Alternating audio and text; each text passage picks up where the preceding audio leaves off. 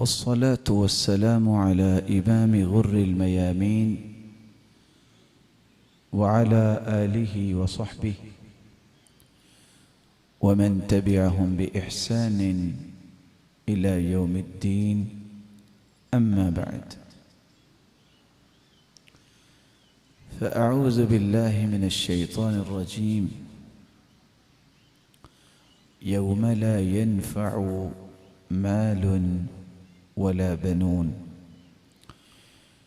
إلا من أتى الله بقلب سلیم.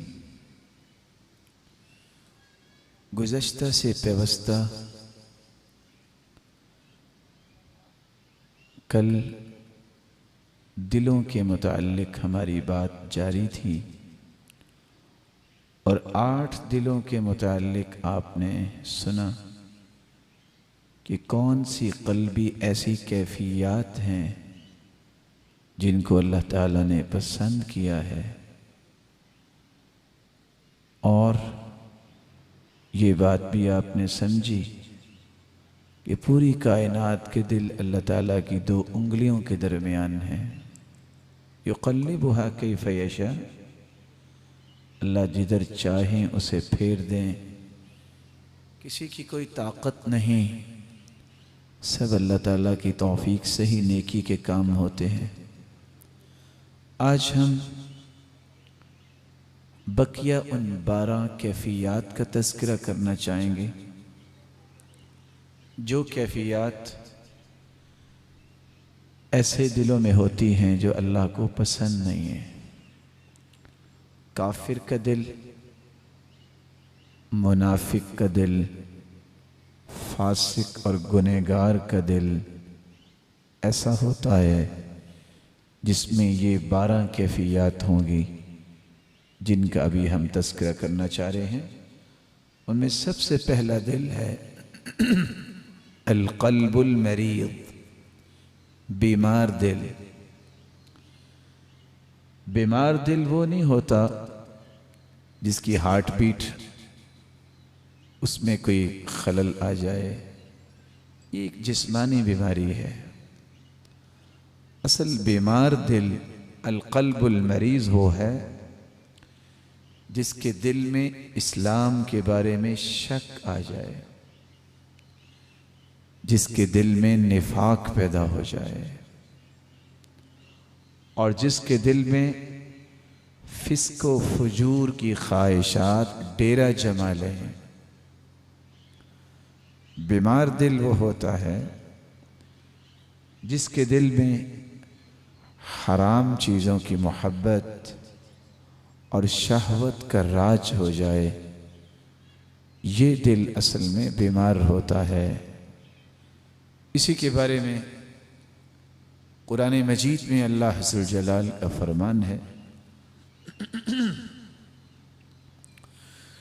یا نساء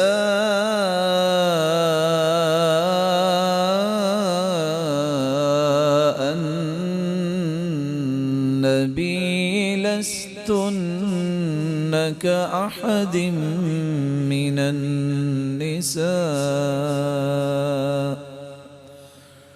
إن اتقيتن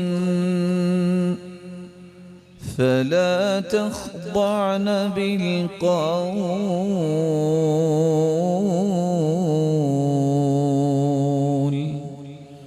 فيطمع الذي في قلبه مرض وقلن قولا معروفا.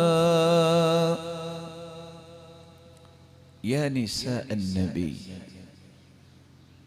اے نبی کی عورتوں، لستن کأحد من النساء، تمام عورتوں جیسی نہیں ہو.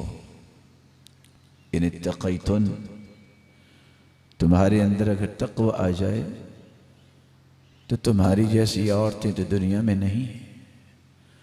تم حرم نبوی میں شامل ہو چکی ہو. فلا تخضعن بالقول، تمہاری بات میں لوچ نہیں ہونی چاہیے، ایسی گراوٹ نہیں ہونی چاہیے. گفتگو کا وہ زاویہ نہیں ہونا چاہیے کہ وہ زاویہ سننے کے بعد فَيَطْمَعَ الَّذِي فِي قَلْبِهِ مَرَضٌ، جس کے دل میں بیماری ہے، روگ ہے، فسق و فجور ہے، جو شیطانی ہتھ کنڈوں پہ چلنے والا ہے، وہ طمع کرے کس بات کا؟ برائی کا طمع کرے۔ وَقُلْنَا قَوْلًا مَعْرُوفًا، اور تم اچھی بات کہو۔ اس آیت کی روشنی میں رسول اللہ صلی اللہ علیہ وآلہ وسلم کی ازواج مطہرات کو یہ خطاب ہو رہا ہے، اور مومنوں کی ماؤں کے ذریعے پوری کائنات کی بیٹیوں سے یہ اللہ عز و جلال گفتگو کو درست کرنے کا ایک اصول بیان کر رہے ہیں۔ رسول اللہ صلی اللہ علیہ وآلہ وسلم نے اس لیے فرمایا، صحابی روایت کرتے ہیں، نہا رسول اللہ صلی اللہ علیہ وسلم ان تتکلم النساء الا بِإِذْنِ أَزْوَاجِهِنْ، عورتوں کو رسول اللہ صلی اللہ علیہ وسلم نے منع فرمایا کہ وہ اپنی خامدوں کی اجازت کے بغیر کسی سے کلام نہ کریں۔ اصول ہے،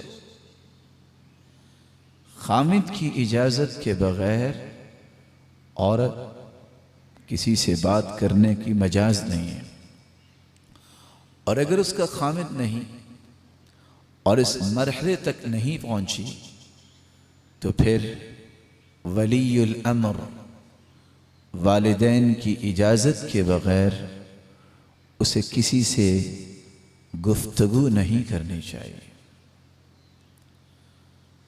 یہاں دوسرا ادب جو اس آیت سے ہمیں ملتا ہے، وَقُلْنَ قَوْلًا مَعْرُوفًا، تم اچھی بات کر سکتی ہو۔ اچھی بات، نیکی کی بات، دین کی بات، دعوت کی بات، امر بالمعروف، نہی عن المنکر، خیر خواہی کی بات اور ہمدردی کی بات ایک زاویے، اصول اور حدود میں رہ کر۔ عورت عورتوں سے تو بات کر سکتی ہے، یہ اس کی بات نہیں ہو رہی۔ وَقُلْنَا قَوْلًا مَعْرُوفًا، اچھی بات۔ علماء امت میں دو رائے ہیں کہ کیا عورت کی آواز پردہ ہے کہ نہیں۔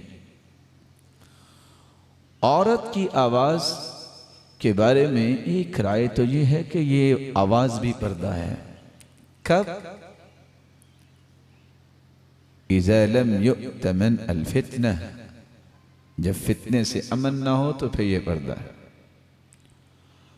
اور عورت کی آواز اگر دین کی گفتگو ہو رہی ہے تو پھر وہ پردہ نہیں، جیسا کہ عائشہ رضی اللہ تعالی عنہ صحابہ کرام کو پڑھایا کرتی تھی۔ امام بخاری رحمۃ اللہ علیہ نے کریمہ المروزیہ اپنی استاذہ سے حدیث پڑھی ہے۔ صحابیات سے جتنی روایات آئی ہیں، امام ابن القیم اور امام ابن عبد البر رحمہم اللہ، اس طرح کے علماء نے عورتوں سے بھی پڑھا ہے۔ وَقُلْنَ قَوْلًا مَعْرُوفًا، نیکی کی بات، دین کی بات بیان کرنے میں ممانعت نہیں ہے، لیکن بات کا وہ انداز کہ کوئی مریض اور بیمار اس سے غلط معنی لے لے، ایسی لوچ نہیں ہونی چاہیے۔ اس کا کیا طریقہ کیا ہو سکتا ہے جس سے انسان اس برائی سے بچ سکتا ہے؟ پہلا ادب، اللہ تسترسل فی الکلام۔ اگر کسی سے بات ہو رہی ہے، مرد سے کسی عورت کی، السلام علیکم، ورحمۃ اللہ وبرکاتہ۔ یہ چیز ہے، اس کے بارے میں رہنمائی کیا ہے؟ اپنی گفتگو مکمل کی، السلام علیکم ورحمۃ اللہ وبرکاتہ۔ اللہ تسترسل فی الکلام، بے جا کلام میں طوالت نہ کی جائے، بے جا کلام میں طوالت نہ کی جائے۔ کال آ گئی ہے، گھر میں مرد نہیں ہے، عورت نے فون اٹھایا ہے، السلام علیکم ورحمۃ اللہ، جی آپ کس سے ملنا چاہیں گے؟ والد گرامی، بھائی، خامن، بیٹا گھر میں موجود نہیں، آپ کا پیغام پہنچ جائے گا، السلام علیکم ورحمۃ اللہ وبرکاتہ، آپ کا کیا حال ہے، آپ کیا کرتے ہیں، فلاں اور فلاں فلاں۔ اللہ تسترسل فی الکلام، لا داعی لہذا الکلام۔ ایک بات جو 1 منٹ میں ختم ہو سکتی ہے، اس کو 5 منٹ تک لے جانا، یہ حدود و قیود کو توڑنا ہے۔ دوسری بات، اللہ تمازح، مزاح اور مذاق کی کسی حد کو نہ چھوئے۔ رسول اللہ صلی اللہ علیہ وآلہ وسلم نے جو تعلیمات مومنات کو دی تھی، وہ یہی تعلیمات تھی۔ اور تیسرا بات، سلام، دعا، اور اگر کوئی غلط گفتگو بھی کر دے تو وہاں اپنی زبان کے اندر کوئی گالی یا اس طرح کا پہلو نہ لائے جو ادب کے منافی ہے، بلکہ اس کلام کو ختم کر دے۔ رسول اللہ صلی اللہ علیہ وسلم نے جو فرمایا ہے، علیک بحسن الخلق وطول الصمت، فوالذی نفسی بیدی ما تجمل الخلائق بمثلہما۔ میرے صحابی، حسن اخلاق کو اور لمبی خاموشی کو اختیار کرو۔ کیوں بھلا؟ ان 2 چیزوں سے بڑھ کر میں نے دنیا میں کوئی خوبصورت چیز دیکھی نہیں۔ مطلب کی بات، من کثر کلاما کثر خطأ، جو جتنی گفتگو زیادہ کرتا ہے اتنی غلطیاں بھی اس سے زیادہ ہوتی ہیں۔ حسن الخلق، اچھا اخلاق۔ اور جب انسان خاموش زیادہ رہتا ہے تو رب تعالیٰ اس کی زبان پر حکمت اور دانائی کو جاری کر دیتے۔ اس لیے عبداللہ ابن المبارک رحمہ اللہ تعالی کہا کرتے تھے، من ترک فضول الکلام منح الحکمہ، جو فضولیات سے اپنی زبان کو بچا لیتا ہے، فضول گفتگو سے، سلینگ گفتگو سے اپنے آپ کو دور کر لیتا ہے، پرہیز کرتا ہے، اللہ تعالیٰ انعام کیا دیتے ہیں؟ اس کی زبان پہ حکمت، دانائی، بصیرت کو جاری کر دیتے ہیں۔ وَمَن تَرَكَ فُضُولَ الطَّعَامِ، جو فضول کھانوں سے بچ جاتا ہے۔ فضول کھانوں سے کیا مراد؟ ضرورت ہے آپ کی جتنی اتنی کھانا کھاؤ اور اپنی زندگی گزارو۔ اگر کھانے کے لیے ہی اللہ تعالیٰ نے پیدا کیا ہوتا تو انسان کا پیٹ بھینس جتنا ہوتا۔ اللہ نے جتنا پیٹ لگایا ہے، حکم صرف یہ ہے، بِحَسْبِ ابْنِ آدَمَ لُقَيْمَاتٌ يُقِمْنَ صُلْبَ، آدم کی اولاد کے لیے اتنے ہی لقمے کافی ہیں کہ اس کی کمر سیدھی رہے۔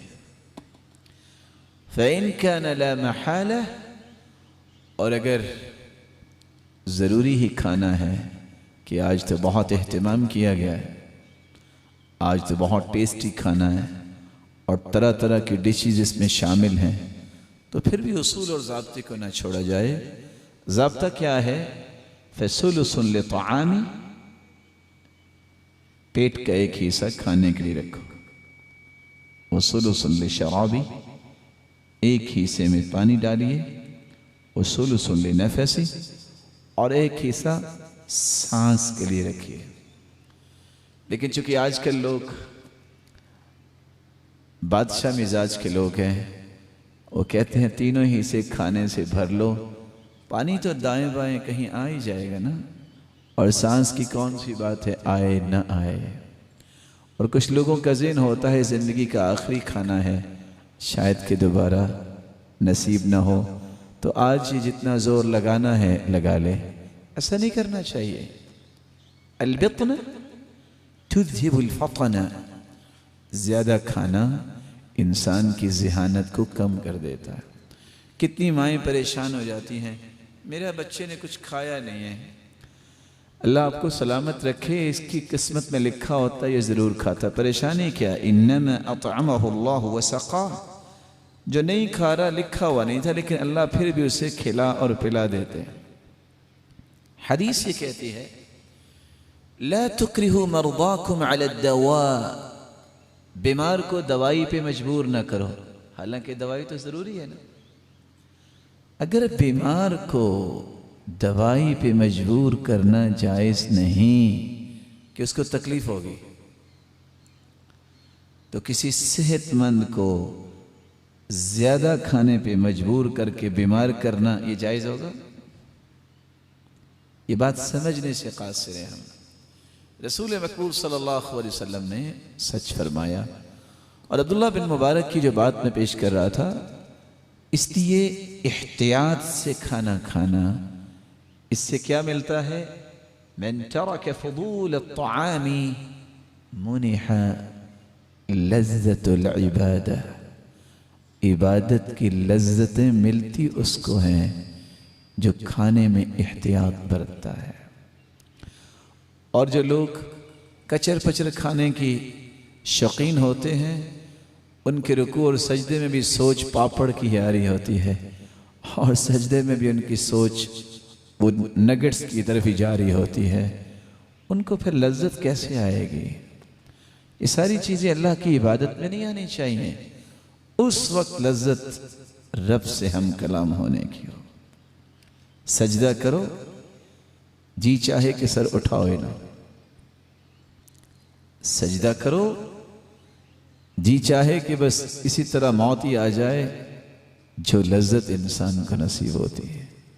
اور آپ سن چکے ہیں عبداللہ بن مبارک کا ہی قصہ کہ مغرب کی نماز کے بعد انہوں نے سجدہ کیا، عشاء کی اذان ہوگی، ابھی تک سر نہیں اٹھایا تھا۔ وَمَن تَرَكَ فُضُولَ الضِّحْكِ مُنِحَ الْهَيْبَةِ، جو کہا زیادہ لگانے والا ہوتا ہے اس کے اندر ہیبت نہیں ہوتی، اس لیے جو کہا لگانا چھوڑ دیتا ہے اللہ تعالیٰ اس کی شخصیت میں ہیبت اور رعب پیدا کر دیتے ہیں۔ وَمَن تَرَكَ فُضُولَ النَّظَرِ، جو اپنی آنکھوں کی حفاظت کرتا ہے اور فضول نظروں سے پرہیز کرتا ہے، مُنِحَ الْخُشُوعِ، رب تعالیٰ اس کی نظروں میں خشوع پیدا کر دیتے۔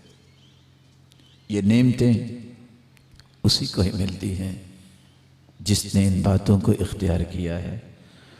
تو پہلا دل جس کو القلب المریض کہتے ہیں، بیمار دل، جس بیمار دل کی کیفیت یہ ہوتی ہے اس کے دل میں ہر وقت شک ہی رہتا ہے، پتہ نہیں اللہ تعالیٰ مدد کرے گا کہ نہیں، پتہ نہیں نماز پڑھنے سے کوئی سکون ملے گا کہ نہیں، پتہ نہیں اگر میں نے داڑھی رکھ لی تو اچھا لگوں گا کہ نہیں، پتہ نہیں میں نے پردہ کر لیا تو خاندان مجھے قبول کرے گا کہ نہیں۔ شک ہے، یہ بیمار دل ہے، نفاق ہے جس دل میں، اس کو قلب مریض کہتے ہیں۔ فسق و فجور کی محبت ہے، اس کو یہ محبت نہیں آتی میرا چہرہ اللہ کے رسول جیسا بن جائے۔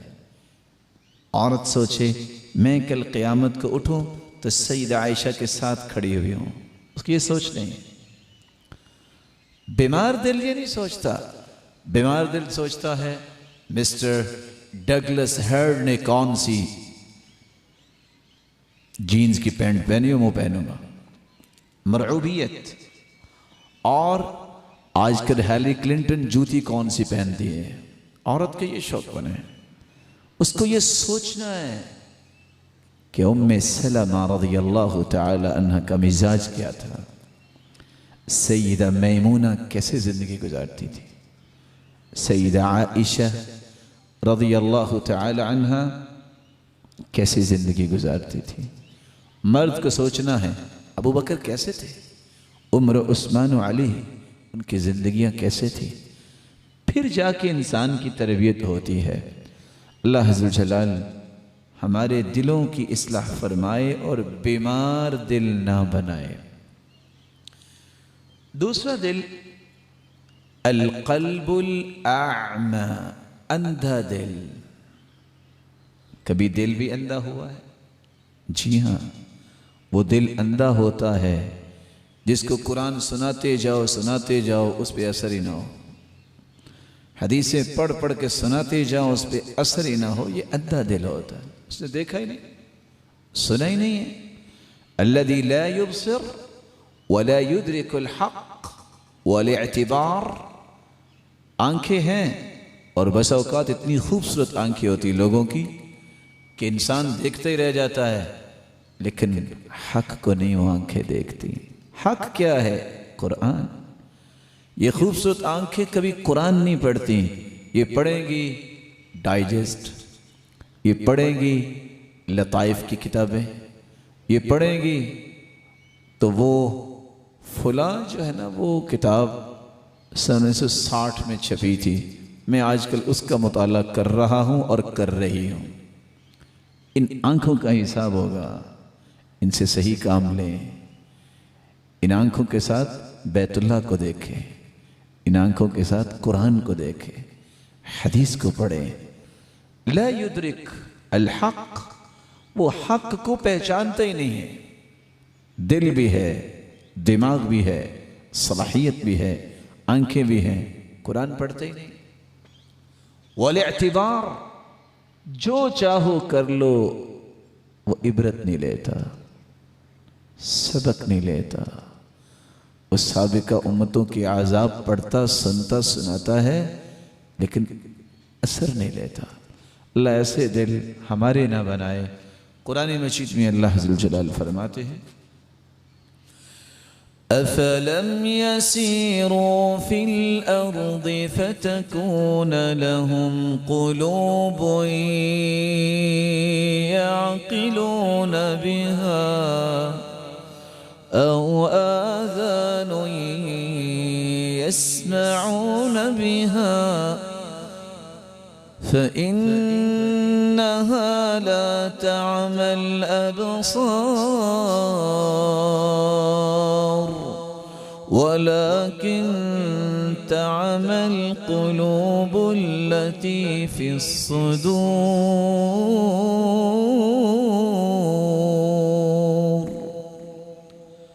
أفلم يسيروا في الأرض، کیا وہ زمین میں نہیں پھرے؟ انہوں نے دیکھا نہیں ہے کہ اللہ نے ان کو دل بھی دیے ہیں، لیکن بہت ساری چیزیں کو دیکھنے کے باوجود لا یبصرون بها، قلوب لا یعقلون بها، دل تو ہیں عقل پھر بھی نہیں ان کو آتی، دنیا کا چکر لگا چکے۔ آج لوگ کہتے ہیں چاند پہ چلے گئے، چاند تک پہنچ گیا ہے یہ ظالم، لیکن چاند بنانے والے کا تعارف نہیں۔ کیسی عجیب بات ہے کہ چاند پہ جانے کا دعویٰ کر دیا ہے، گئے ہے یا نہیں گئے یہ ایک الگ بحث ہے۔ یوریا گیگرین کا تذکرہ تو لوگ کرتے ہیں کہ سب سے پہلے اس نے چاند پہ جا کے پڑاؤ ڈالا تھا، لیکن گئی ہے یا نہیں گئی؟ چاند پہ جانے کے دعوے کرنے والوں کو پتہ ہے کہ چاند بنایا کس نے؟ وہ صحیح مسلم کی روایت ہے کہ سورج جب بھی غروب ہوتا ہے تو غروب ہونے کے بعد اللہ کے عرش کے نیچے جا کے سجدہ ریز ہوتا ہے، صحیح مسلم کی روایت۔ اللہ اجازت دیتے ہیں تو دوبارہ سورج نکلتا ہے۔ قیامت کا دن جب ہوگا اللہ فرمائیں گے جہاں تم غروب ہوئے وہاں سے نکلو، اس وقت سورج مغرب سے غروب ہوگا، طلوع ہوگا۔ اب یہاں سائنسدان بیچارے ٹامک ٹوئیاں مارنے لگ جاتے ہیں. نیوٹن ہے، فیثاغورس ہے. ایک کہتا ہے کہ تیسرے آسمان تک سورج جا سکتا ہے، ساتویں تک تو جا ہی نہیں سکتا. ایک کہتا ہے پانچویں آسمان تک جا سکتا ہے. بھلا پوچھے ساتویں آسمان سے تیسرے پانچویں کی جو بات آپ کر رہے ہو، تیسرے پہ آپ کے ابا لے کے جاتے ہیں. تمہیں کیا پتا سورج کیا ہے؟ تمہیں کیا پتا رب کا نظام کیا ہے؟ تم تو کافر لوگ ہو. تمہیں کیا اندازہ کہ زمین و آسمان کے فاصلے کیا ہیں؟ تمہیں کیا ادراک کہ آسمان کی ماہیت و کیفیت کیا ہے؟ جو رب کا منکر ہے، جو رب کے ساتھ شرک کرنے والا ہے، کفر کرنے والا ہے، اپنی طاقتوں اور صلاحیتوں پہ ناز کرتا ہے جو رب نے دی ہے، اس کو کیا پتا دنیا کا شمسی نظام کیا ہے اور گلیکٹک سسٹمز کیا ہیں، لاکھوں لمبی یہ جو کہکشائیں ہیں یہ کیا ہوتی ہیں، اس کو کیا پتا. ایک بیٹھا انسان حدیث پڑھا رہا ہے، دوسرا آ کے کہتا ہے لو دنیا چاند پہ پہنچ گئی ہے اور یہ ابھی صحیح بخاری پڑھا رہے ہیں. اس نے کہا بیٹا چلو شکر ہے ہم صحیح بخاری پڑھا رہے ہیں، ہمیں بھی اللہ کچھ دے گا جنت. چاند پہ جانے والے بھی چلے گئے، بدبخت تو تم نکلے، نہ تم بخاری پڑھا رہے ہو نہ چاند پہ گئے ہو. بدبخت تو تم وہ باتیں کرنے والے. افلم یسیروا فی الارض فتکون لهم قلوب. اتنا وزن، بڑے بڑے دل، اور ساتھ چھاتی پہ ہاتھ مار کے کہتے ہیں میں کوئی ڈرتا ہوں لیکن سمجھ کوئی نہیں ہے. لا یعقلون بها. عقل نام کی کوئی چیز نہیں ہے. عقل اس کے اندر ہے جو رب کے سامنے جھکنا جانتا ہے. عقل اس کے اندر ہے جو اپنے رب کو منانا جانتا ہے. عقل اس کے اندر ہے جو رب تعالیٰ کی رحمت اپنے دامن میں سمیٹنا جانتا ہے. بڑی باریک پنڈلیاں تھی سیدنا عبداللہ بن مسعود کی. کتنی کو باریک؟ استاد کے لیے درخت پہ چڑھے مسواک اتارنے کے لیے ہوا آئی، ان کی پنڈلیاں کانپنے لگ گئی. صحابہ مسکرانے لگ گئے. بہت باریک پنڈلیاں ہوں گی. اللہ کے رسول نے دیکھ لیا صلی اللہ علیہ وسلم. آپ نے فرمایا مما تضحکون، کیوں ہنس رہے ہو؟ او من دقت ساقی، عبداللہ بن مسعود کی باریک پنڈلیوں کو دیکھ کے. فوالذی نفسی بیدہ انہما اثقل فی المیزان من جبل احد. قیامت کے دن اللہ کی قسم جس کی ہاتھ میں میری جان ہے، جب ان پنڈلیوں کا وزن ہوگا تو یہ پنڈلیاں احد پہاڑ سے بھی وزنی ہوں گی. قلوب لا یعقلون بها، دل تو ہے سمجھ نہیں. آذان لا يسمعون بها، ایسے کان سنتے نہیں ہیں. بس اوقات کان اتنے بڑے ہیں دیکھنے والا بھی پریشان ہو جاتا ہے، لیکن بڑے ہونے سے کوئی زیادہ سنائی تھوڑا دیتا ہے.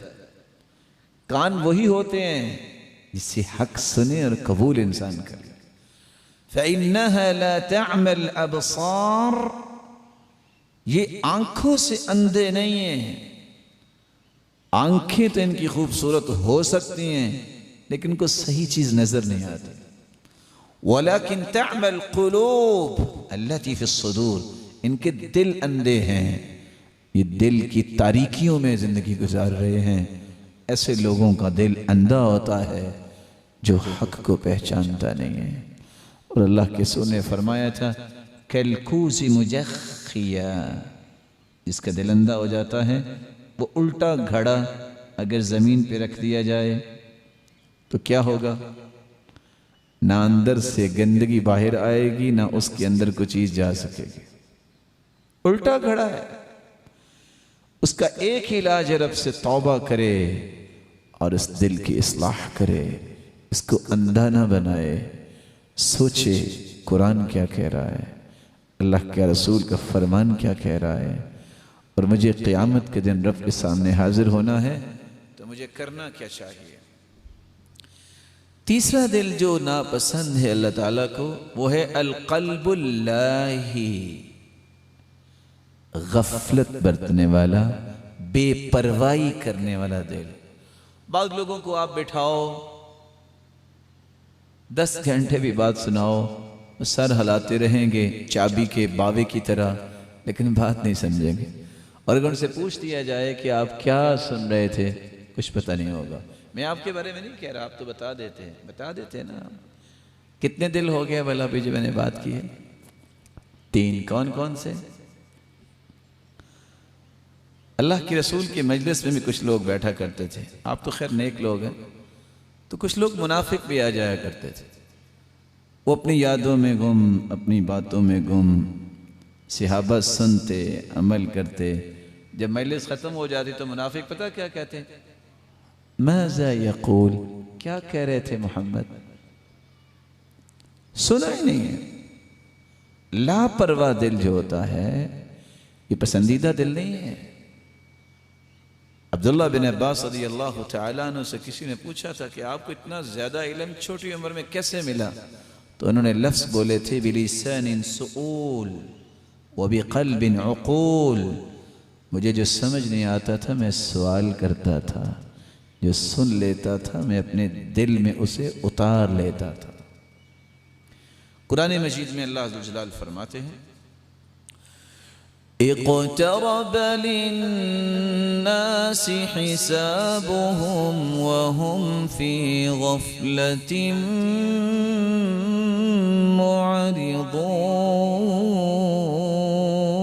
معرضون ما يأتيهم من ذكر من ربهم محدث إلا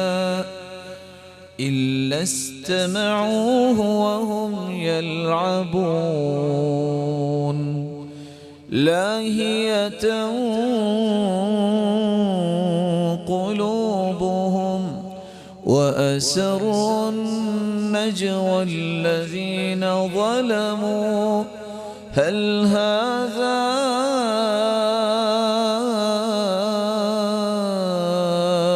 إلا بشر مثلكم أفتأتون السحر وأنتم تبصرون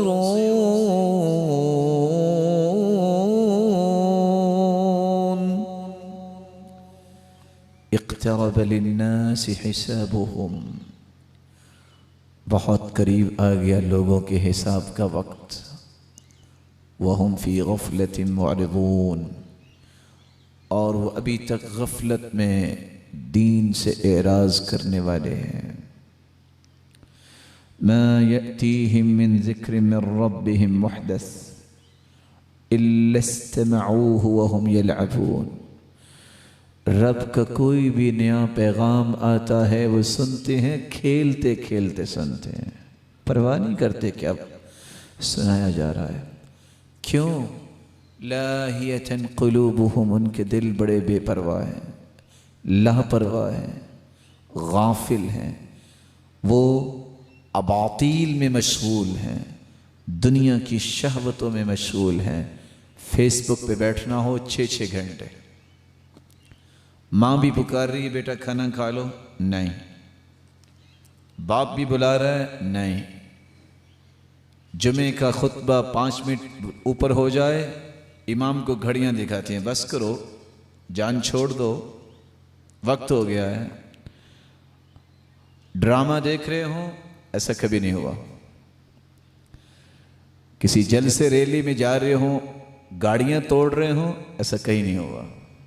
لاہیۃ قلوبہم، یہ لاپرواہ دل جو ہیں، جس دل میں نہ اللہ کا خوف، نہ لوگوں کی خیر خواہی، نہ اپنی ذات کے ساتھ کوئی احسان، نہ اپنی زندگی کے ساتھ کوئی پیار، ضائع ہو رہی زندگی۔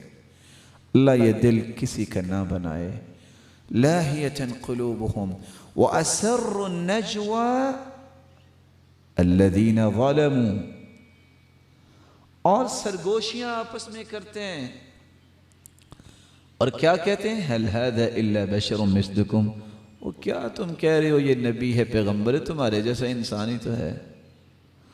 افتأتون السحر وانتم تبصرون، یہ جادو کی باتیں آپ کو بیان کر جاتی ہیں اور آپ دیکھ نہیں رہے، اور چھوڑو ان باتوں کو۔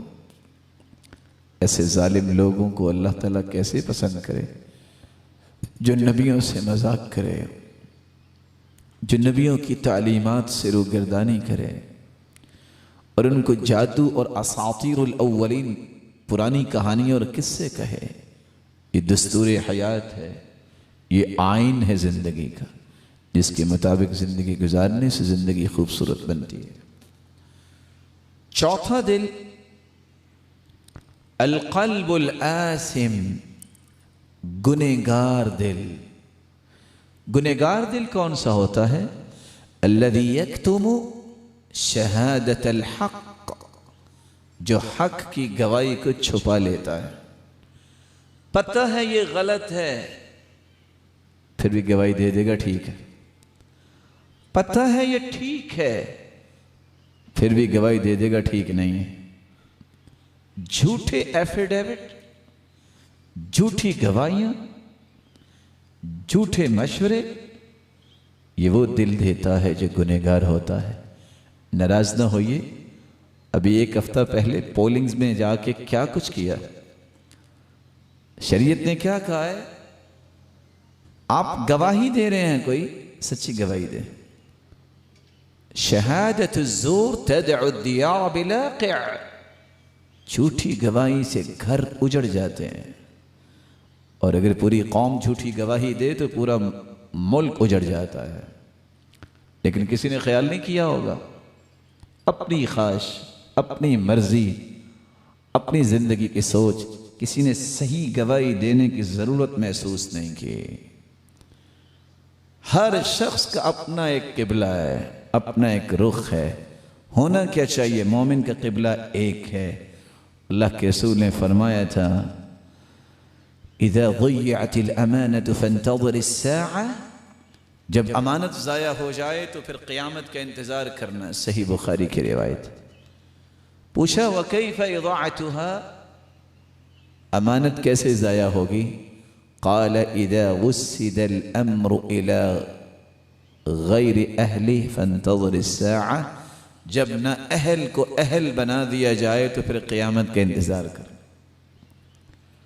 سچی گواہی چھپانا جو ہے گنہگار دل کا کام ہے۔ اللہ عز و جلال فرماتے ہیں،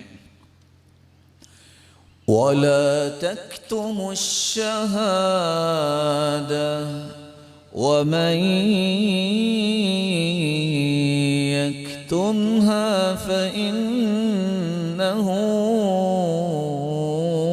آثِمٌ قَلْبُهُ وَلَا تَكْتُمُوا الشَّهَادَةَ، گواہی کو مت چھپاؤ۔ وَمَن يَكْتُمْهَا، جس نے سچی گواہی کو چھپا لیا، فَإِنَّهُ آثِمٌ قَلْبُهُ، اس کا دل گنہگار ہے، اور گنہگار دل کبھی چین نہیں پاتا، گنہگار دل میں کبھی سکون نہیں آتا۔ گناہ کی وہ حسرت، ندامت الگ رہتی ہے، اور اس گناہ کے نتیجے میں زندگی کے اندر جو مشکلات آتی ہیں وہ الگ ہوتی ہیں۔ فَإِنَّهُ آثِمٌ قَلْبُهُ، اس کا دل گنہگار ہے۔ اللہ عز و جلال ہمیں قلب آثم سے محفوظ فرمائے۔ تو کتنے دل ہو گئے جی؟ کون کون سے؟ دہرائیے ذرا۔ سب سے پہلا دل جو برا دل ہے کون سا ہے؟ آواز نہیں آئی۔ قلب مریض، بیمار دل۔ اور دوسرا دل القلب الاعمى، اندھا دل۔ اور تیسرا دل القلب اللاہی، لاپرواہی کرنے والا دل۔ چوتھا دل القلب الآثم، گنہگار دل۔ پانچواں دل ہے القلب المتکبر، تکبر کرنے والا دل یہ اللہ کو پسند نہیں ہے۔ تکبر کون کرتا ہے؟ اللہ کی توحید کو نہیں مانتا، جو شرک پہ ڈٹا ہوا ہے، متکبر ہے۔ قرآن اور حدیث شرک کے بارے میں کہتی ہیں کہ اس کی بخشش نہیں ہوگی، پھر بھی وہ سجدہ قبر پہ ہی کرتا ہے، پھر بھی وہ طرح طرح کے شرک کرتے ہیں، مانتے ہی نہیں ہیں۔ اللہ کی توحید سے تکبر، اللہ ذوالجلال کی اطاعت سے تکبر، ظلم کرتا ہے تکبر ہے، پرواہ نہیں اسے کسی، زیادتیاں لوگوں پہ کرتا ہے، کہتے ہیں میرا کیا بگاڑ لیں گے۔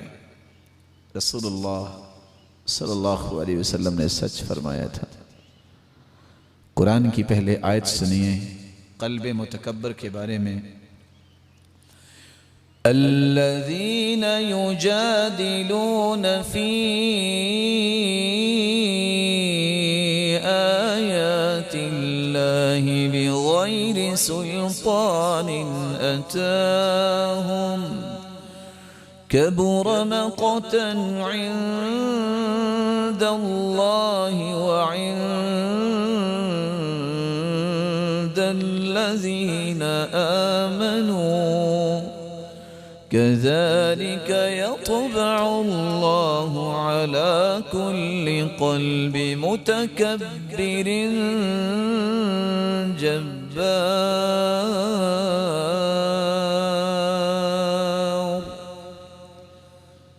تکبر کرنے والا دل کن کا ہے؟ الذین یجادلون فی آیات اللہ، وہ اللہ کی آیتوں میں جھگڑا کرتے ہیں۔ ان سے کہا جائے نا سجدہ کرنا شرک ہے، کہتے یہ کیسے شرک ہے؟ محبت ہے تو احترام ہے۔ ان سے کہنا اللہ تعالیٰ سے اولاد مانگتے ہیں، کسی اور سے اولاد نہیں مانگتے، کہتے اس میں کیا حرج ہے؟ وہ اتنا نیک تو ہے، یہی تو ہمیں اولاد لے کے دے گا۔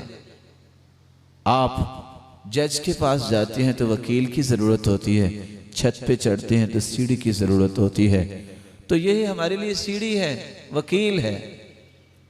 اس میں بھی کوئی اعتراض نہیں، آپ سیڑھی لے لیتے ہیں۔ اگر کوئی سیڑھی کوئی چھت کہہ دے پھر تو اعتراض ہونا چاہیے نا۔ جانا تو رب کے پاس تھا تو اسے ہی رب سمجھ لیا، پھر تو اعتراض ہو سکتا ہے نا۔ کسی نے جج کے پاس جانا ہے، وکیل کی ضرورت ہے، تو اگر وکیل کو کہے تم ہی جج ہو پھر تو اعتراض ہو سکتا ہے نا۔ اس لیے اللہ عز و جلال کی آیتوں میں جھگڑا کرنا یہ تکبر والا دل ہے۔ اللہ عز و جلال کے بارے میں سمجھایا جاتا ہے مشکل کشا نا اللہ تعالیٰ ہے، کہتے ہیں نہیں فلاں بھی مشکل کشائی کرتا ہے۔ قرآن سے پوچھ دیجئے قرآن کیا کہتا ہے؟ وَإِن يَمْسَسْكَ اللَّهُ بِضُرٍّ فَلَا كَاشِفَ لَهُ إِلَّا هُوَ۔ میرے محبوب صلی اللہ علیہ وسلم، اگر آپ کو بھی کوئی تکلیف پہنچے تھی اس کو بھی دور کرنے والا کون ہے؟ اللہ ہے۔ مشکل کشا وہی ہے۔ جس کو آپ مشکل کشا کہہ رہے وہ اللہ کا نیک بندہ ہو سکتا ہے، اللہ کا ولی ہو سکتا ہے، اللہ کا پیارا ہو سکتا ہے، لیکن وہ اللہ تو نہیں ہو سکتا۔ منہج سمجھیے، ہم کسی کو گالی دینا جائز ہی نہیں سمجھتے، کسی نیک آدمی کی توہین کرنا جائز ہی نہیں سمجھتے، لیکن یہ بھی جائز نہیں سمجھتے کہ اللہ کو چھوڑ کے کسی کو رب بنا لیا جائے۔ فرق صرف اتنا ہے۔ آپ سنیں گے انشاءاللہ عصر کے بعد مشرکین مکہ نے کیا سوچا تھا، اچھا ایسا کرو ایک سال تم ہمارے رب لات منات عزا کی پوجا کیا کرو، ایک سال ہم تمہارے رب کی پوجا کیا کریں گے۔ اچھا 1 بائی 1 چلتے ہیں۔ اللہ کے رسول نے قبول کیا تھا؟ کہتے صرف ایک رب ہے، صرف ایک رب کو مانو گے تو ایمان ہوگا۔ کہتے تھے لات منات عزا بھی تو ہے نا۔ یہی جھگڑا اب ہے بھی، ٹھیک ہے ایک اللہ ہے لیکن مشکل کشا یہ بھی تو ہے نا، اور یہ بھی تو اولاد دیتا ہے۔ قرآن سے پوچھو نا کون اولاد دیتا ہے؟ يَهَبُ لِمَن يَشَاءُ إِنَاثًا وَيَهَبُ لِمَن يَشَاءُ الذُّكُورَ أَوْ يُزَوِّجُهُمْ ذُكْرَانًا وَإِنَاثًا وَيَجْعَلُ مَن يَشَاءُ عَقِيمًا۔ اللہ جسے چاہے بیٹیوں کی نعمت سے نواز دے، جس کو چاہے بیٹوں کی نعمت سے نواز دے، جس کو چاہے بیٹیاں اور بیٹے دونوں عطا کر دے، اور جس کو چاہے بانج بنا دے۔ کوئی پوچھ سکتا ہے؟ اگر پاور سے، مال سے، طاقت سے بیٹا مل سکتا تو ہیرلی کلنٹن اپنے ساتھ ڈاگی رکھتی؟ اس کا ہسبینڈ بادشاہ تو بنا تھا، کلنٹن کی حکومت تو آئی تھی، بیٹا لے سکا؟ رب کے سوا کوئی اولاد نہیں دے سکتا، داتا صرف وہی ہے۔ جس کو آپ داتا کہتے ہیں وہ اللہ کا نیک بندہ ہو سکتا ہے، اللہ کا پیارا اور ولی تو ہو سکتا ہے، لیکن اللہ نہیں ہو سکتا۔ اور سوچنے کی بات ہے، اگر بیٹے وہی دیتا ہے تو جب وہ پیدا ہوا اس سے پہلے جتنے لوگ تھے سب بیٹیاں ہی تھی، کوئی دنیا میں مرد نہیں تھا؟ یہ کیسے پیدا ہو گیا؟ تھوڑی سی لاجیکلی چیزیں بھی انسان کو سوچنی چاہیے۔ نہیں، اس اللہ کے پیارے بندے کو بھی اللہ نے پیدا کیا، اس سے پہلے بھی انسان تھے، قیامت تک بھی انسان پیدا ہوں گے، اور پیدا کرنے والا کون ہے؟ اللہ۔ اللہ کی آیتوں میں جھگڑا کرنے والا جو ہے فلاں تو گنج بخش فیض عالم پتہ نہیں کیا کچھ، آپ یہ کیوں نہیں کہتے وہ اللہ کا پیارا؟ گنج بخش صرف وہ ہے، خزانوں کا مالک صرف وہ ہے۔ قرآن سے پوچھئے نا، قرآن تو قانون کی کتاب ہے۔ وَلِلَّهِ خَزَائِنُ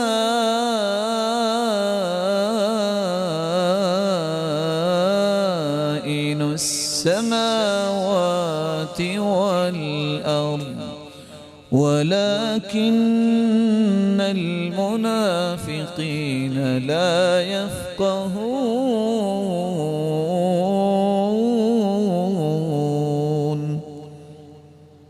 زمین و آسمان کے خزانے اس کا مالک اللہ ہے، بس منافق یہ بات سمجھتے نہیں ہیں۔ وَلَكِنَّ الْمُنَافِقِينَ لَا يَعْلَمُونَ، منافق اس بات کو جانتے نہیں ہیں۔ اللہ کے خزانے کتنے ہیں؟ اتنے خزانے اللہ تعالیٰ کے۔ حدیث قدسی ہے، لو ان اولکم وآخرکم وانسکم وجنکم قاموا فی صعید واحد، جب سے آدم پیدا ہوئے ہیں اس وقت سے لے کے قیامت تک آنے والے لوگ، جن، انسان، اول آخر، سب ایک ہی صعید واحد چٹیل میدان میں جمع ہو جائیں، ایک میدان میں۔ جو کسی کی خواہش ہے وہ اللہ کے سامنے پیش کر دیں، اللہ سب کو ساری خواہشیں پوری کر دے۔ میں نقص میں ملکی شیئا، اللہ فرماتی ہے میری بادشاہی میں اتنی بھی کمی نہیں آئے گی جتنی سمندر میں سوئی ڈبو کے باہر نکالو کتنا پانی آتا ہے؟ 5 کلو کہ 10 کلو؟ سوئی کے ساتھ کتنا پانی آئے گا؟ اتنی بھی میرے خزانوں میں کمی نہیں آئے گی۔ اتنے خزانوں کا مالک کون ہو سکتا ہے؟ اتنے خزانے اللہ کے۔ دنیا میں بڑے سے بڑا مالدار ایک مرتبہ چیک کاٹ دیتا ہے، بعد میں سوچنے بیٹھ جاتا ہے میں کیا کر بیٹھا ہوں۔ یہ خزانہ، خزانے اللہ کے ہیں جو نہ ختم ہونے والے ہیں۔ اللہ تعالیٰ کی آیتوں میں جھگڑا کرنے والا متکبر دل ہوتا ہے۔ یہ فلاں غریب نواز ہے، یہ فلاں امیر نواز ہے۔ میرے بھائی وہ نیک انسان ہو سکتا ہے، وہ اللہ کا ولی ہو سکتا ہے، غریبوں کو بھی وہی نوازتا ہے اور امیروں کو بھی وہی نوازتا ہے۔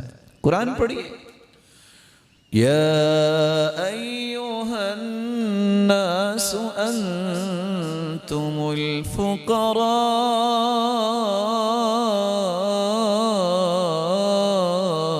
الی اللہ واللہ هو الغنی الحمید۔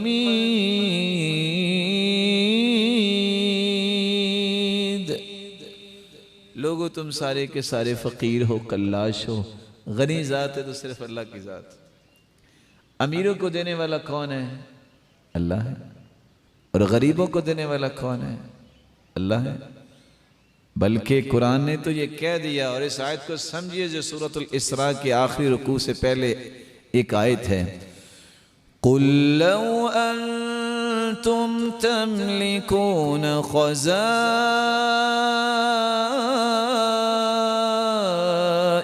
رَحْمَةِ رَبِّي لَأَمْسَكْتُمْ خَشْيَةَ الْإِنفَاقِ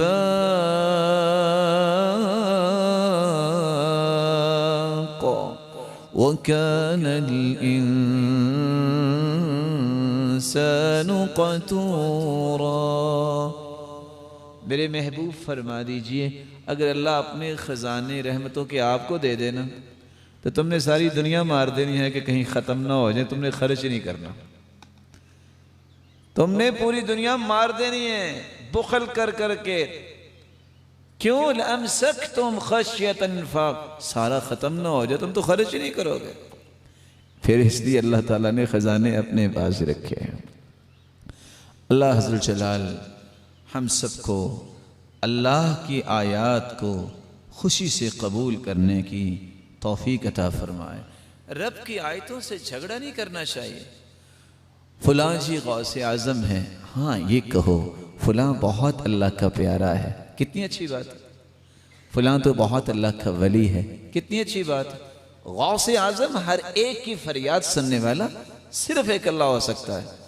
آپ میرے بھائی ہیں، محترم ہیں، دنیا کا کوئی فرد منگواؤ، 10 لوگ بٹھا لو، ایک انگلش بولے، ایک عربی بولے، ایک پنجابی بولے، ایک سرائکی بولے، اور ایک جو ہے وہ چائنی بولے، 10 لوگ اس کے پاس بٹھا دو، 10 منٹ کے بعد اس سے کہو کہ لکھ کے دکھاؤ کیا کیا انہوں نے بولا ہے، سمجھ سکتا ہے؟ وَاخْتِلَافُ أَلْسِنَتِكُمْ وَأَلْوَانِكُمْ، اربوں لوگ کوئی کون سی بولی بول رہا ہے، اللہ کے سوا کون سمجھتا ہے اور کون اس کا محاسبہ کرے گا؟ پھر بھی انسان سوچے کہ ہر ایک کی فریاد جو ہے وہ فلاں سنتا ہے، یہ تو اللہ کی ذات ہے۔ اللہ عز و جلال اس لیے فرماتے ہیں، قرآن سے پوچھو، أَمَّن يُجِيبُ الْمُضْطَرَّ إِذَا دَعَاهُ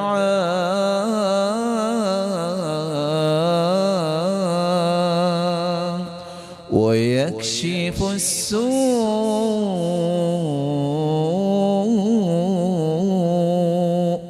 وَيَجْعَلُكُمْ خُلَفَاءَ الْأَرْضِ أَإِلَٰهٌ مَّعَ اللَّهِ،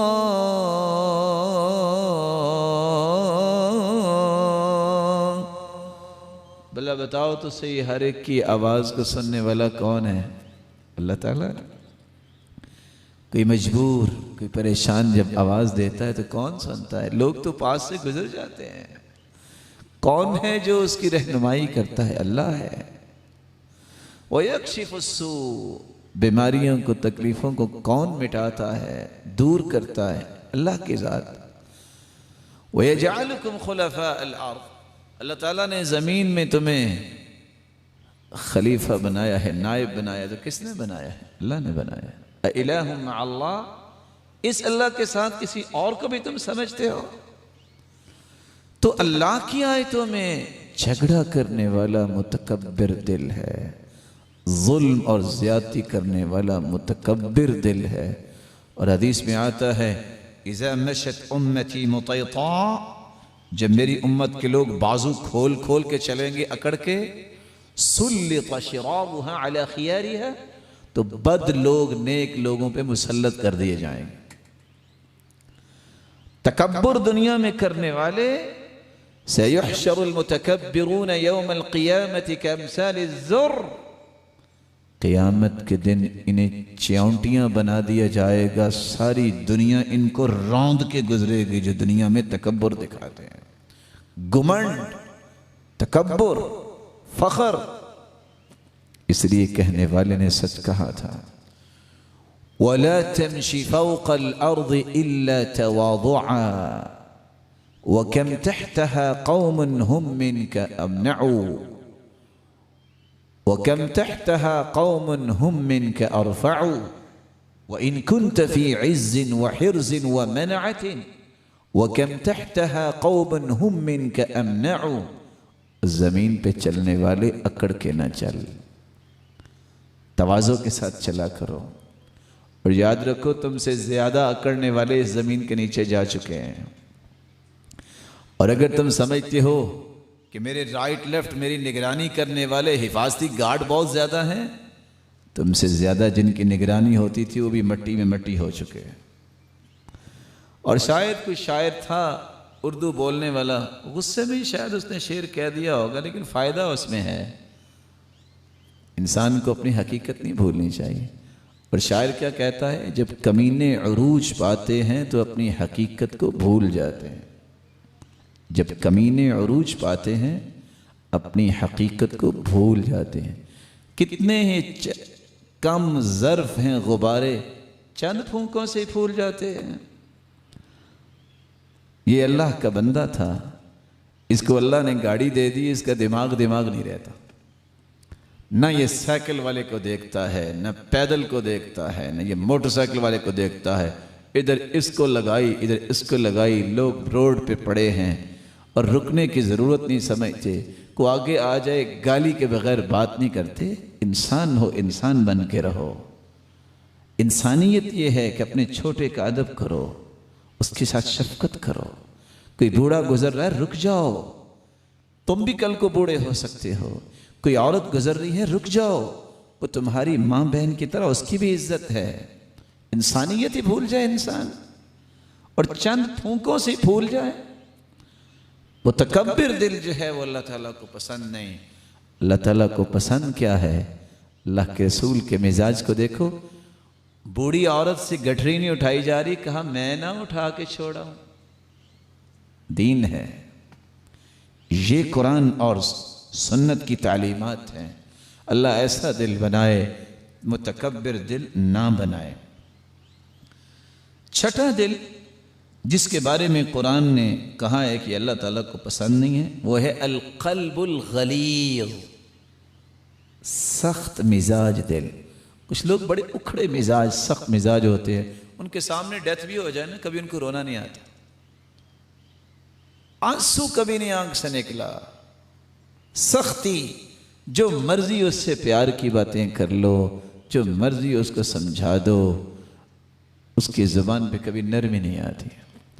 قرآن مجید میں اللہ عز و جلال فرماتے ہیں فَبِمَا رَحْمَةٍ مِّنَ اللَّهِ لِنْتَ لَهُمْ وَلَوْ كُنْتَ فَظًّا غَلِيظَ الْقَلْبِ لَانفَضُّوا مِنْ حَوْلِكَ. میرے پیارے محبوب، اگر اللہ کی رحمت آپ پہ نازل نہ ہوتی اور آپ میں نرمی نہ اللہ نے رکھی ہوتی اور آپ سخت دل ہو جاتے تو کوئی شخص آپ کے پاس بیٹھتا ہی نہ. آج تو آپ کے وضو کا پانی بھی اپنے ہاتھوں پہ گراتے ہیں، نیچے زمین پہ گرنے نہیں دیتے. اگر سخت دل ہوتے تو کوئی قریب نہ بیٹھتا. غلیظ دل سے انسان کو پناہ مانگنی چاہیے، سخت مزاجی سے انسان کو بچنا چاہیے. تو گالی بھی دے دیتا ہے، کوئی زیادتی بھی کر لیتا ہے، خاموش ہو جاؤ. کیا ہوگا؟ کچھ بھی نہیں ہوگا. اگر بولو گے تو کیا ہوگا؟ ایک قبر میں ہوگا، ایک جیل میں ہوگا. یہی ہوتا ہے نا. ہاں تم نے مجھے کہا کیوں؟ تو پھر کیا ہو گیا؟ میرے بارے میں تم نے زبان کھولی تو کھولی کیوں؟ امام شافعی کہا کرتے تھے من اراد ان یسلم من کلام الناس فهو مجنون. جو یہ کہتا ہے نا کہ میرے بارے میں کوئی دنیا میں بات ہی نہ کرے، یہ تو دیوانہ ہے، یہ تو مجنون ہے. قالوا عن اللہ ثالث ثلاثہ، لوگوں نے تو اللہ کو بھی تین بنا دیا. اللہ کے بارے میں ان کے جذبات دیکھیں. جو کافر ہیں، نان بلیورز ہیں. وعن رسولہ ساحر و مجنون، جس نے اللہ کے رسول کو بھی جادوگر کہہ دیا انسانوں نے اور دیوانہ کہہ دیا. تم کیسے بچ سکتے ہو؟ وہ بندہ ہی مجنون ہے جو کہے کہ میرے بارے میں کوئی بات ہی نہ کرے. یہ تو کھلا اکاؤنٹ ہے آپ کا. آپ نیکیاں کچھ کرتے نہیں لیکن ڈپازٹ ہوتی رہتی نیکیاں. وہ کون سی؟ لوگ تانے دیتے ہیں، لوگ باتیں کرتے ہیں، لوگ آپ کے خلاف بولتے ہیں، لوگ گالیاں دیتے ہیں، آپ کی غیبت کرتے ہیں، آپ کی چغلی کرتے ہیں اور آپ کو پتہ ہی نہیں، آپ سوئے ہوتے ہیں اور آپ کی نیکیوں کا کھاتا بھرتا جا رہا ہے اور بھرتا جا رہا ہے. مسلمانوں کو پسند ہی نہیں. یہ تو اوپن چیک ہے. کوئی دیتا اوپن چیک؟ سوئے میں ہوں، نیکیوں کا کھاتا بھرا جا رہا ہے. پریشان نہ ہوئیے لیکن سخت مزاجی اپنے اندر نہ لائیے، نرمی لائیے. اللہ عز و جلال ہمیں محفوظ فرمائے. قلب غلیظ وہ ہوتا ہے جس سے رحمت، نرمی نکال لی جاتی ہے، سختی ہی سختی رہ جاتی ہے. ساتواں دل جس کے بارے میں قرآن نے کہا ہے کہ یہ دل اللہ تعالیٰ کو پسند نہیں ہے، القلب القاسی، پتھر دل انسان. ایسا پتھر دل ایمان کی بات سناؤ پھر بھی گھائل نہیں ہوتا، غصہ کرو پھر بھی اثر نہیں ہوتا.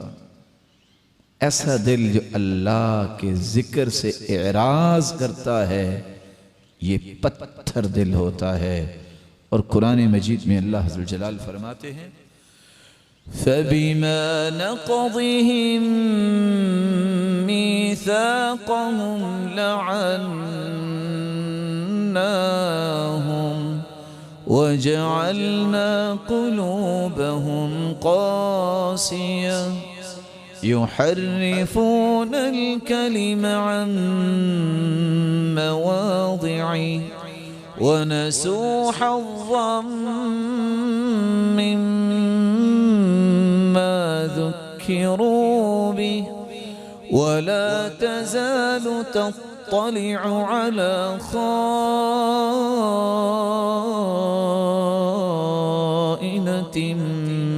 مِّنْهُمْ إِلَّا قَلِيلًا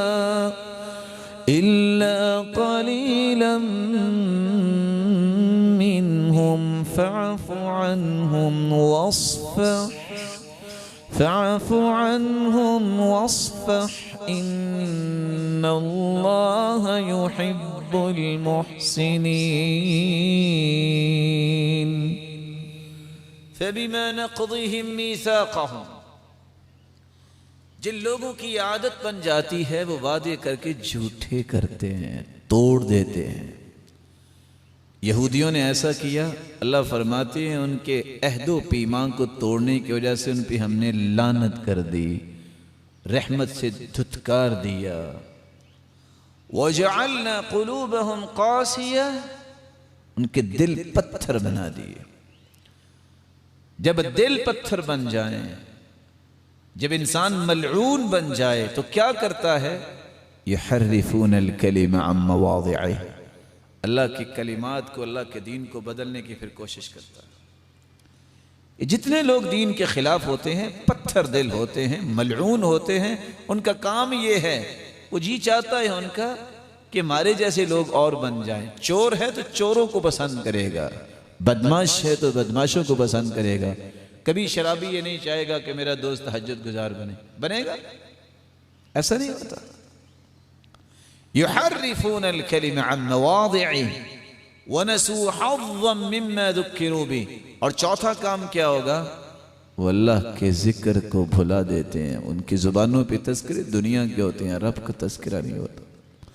ولا تزال تطلع على خائنة منهم الا قليلا منهم، خیانت ان کا ترہ امتیاز بن جاتا ہے. اللہ عز و جلال ہمیں محفوظ فرمائے، اللہ قلب قاسی سے محفوظ فرمائے. ایسا دل جس کے بارے میں قرآن نے کہہ دیا ہے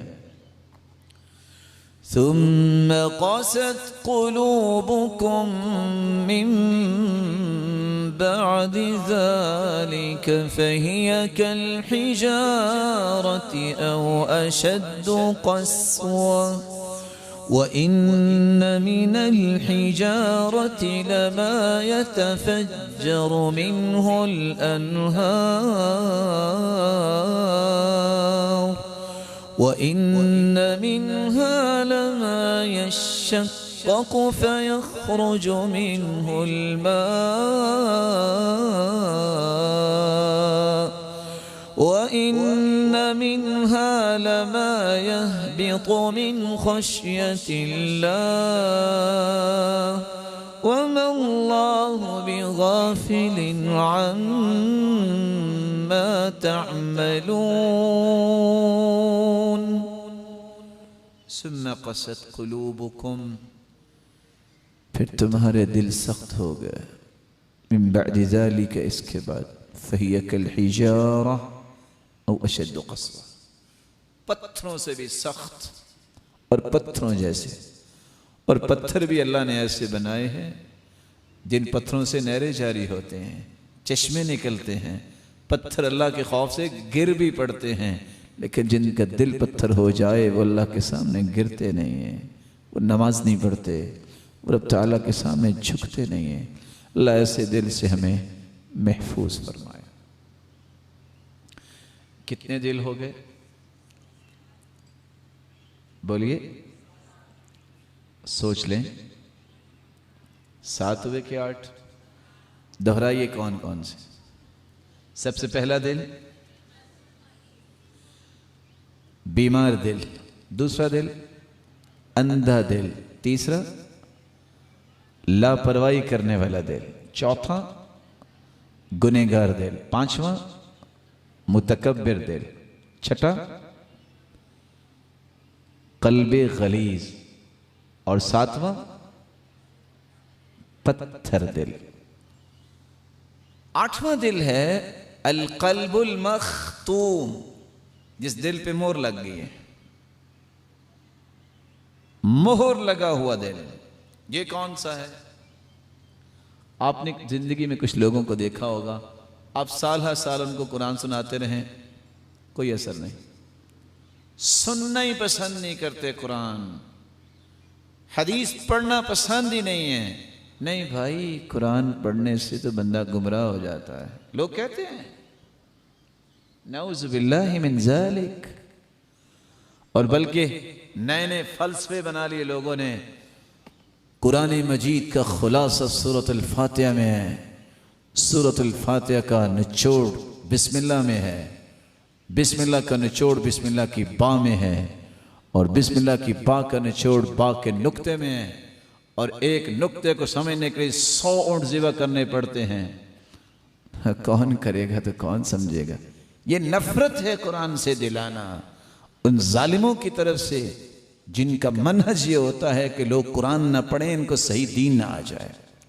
لوگ ہمیشہ لوگوں کے پاؤں چاٹتے رہیں لوگوں کے سامنے سجدہ کرتے رہیں گے ان ظالموں کی باتیں ہیں قرآن تو کہتا ہے وَلَقَدْ يَسَّرْنَا الْقُرْآنَ لِلذِّكْرِ فَهَلْ مِن مُدَّكِرٍ ہم نے قرآن کو آسان بنایا کوئی ہے سمجھنے والا ایک نقطے کو سمجھنے کے 100 اونٹ کہاں لکھا ہے یہ فلسفہ کہاں لکھا ہے قرآن نے پیش کیا ہے حدیث نے پیش کیا کس نے کہا ہے یہ ان ظالموں کی گھڑی ہوئی کشید کی ہوئی گفتگو ہے جس سے وہ امت کو قرآن سے دور کرتے ہیں حدیث سے دور کرتے ہیں قرآن و حدیث سے بڑھ کے کوئی نعمت نہیں ہے جو قرآن کو سمجھے گا اسی کی تو زندگی میں تبدیلی آئے گی جو قرآن کو سنے گا اسی کا تو دل گھائل ہوگا قرآن تو کافر بھی سنتے تو ان کے دل پہ اثر ہو جاتا آپ نے سنا ہوگا اخنس بن شریک آج بیان کریں گا مصر کے بعد جب دعوت کا آغاز کیا اللہ کی سورات تہجد میں پڑھ رہے ہیں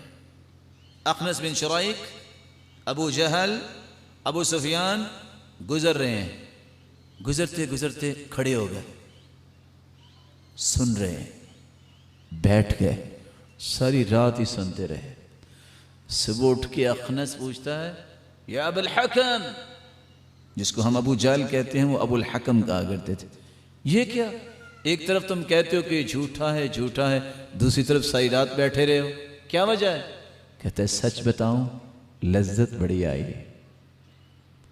کافر بھی مانتا تھا اس کے دل پہ بھی قرآن سننے سے اثر ہوتا ہے اور امت میں سے ایک شخص اٹھے چرب زبانی سے لوگوں کو کہے کہ قرآن کا ترجمہ نہ پڑھو کیا پڑھے امت قرآن ہی تو ہے اللہ کے رسول کا فرمان ہی تو ہے جس کو دین کہتے ہیں اللہ ذوالجلال قلب مختوم سے بچائے. اور کہتے کون سے لوگ ہیں؟ آیت سنیے. أَفَرَأَيْتَ مَنِ اتَّخَذَ إِلَٰهَهُ هَوَاهُ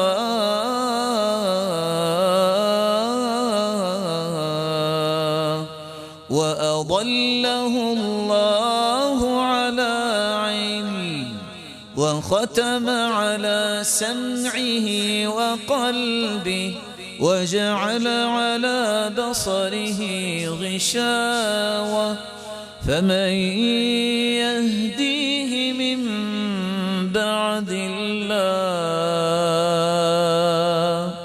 أَفَلَا تَذَكَّرُونَ.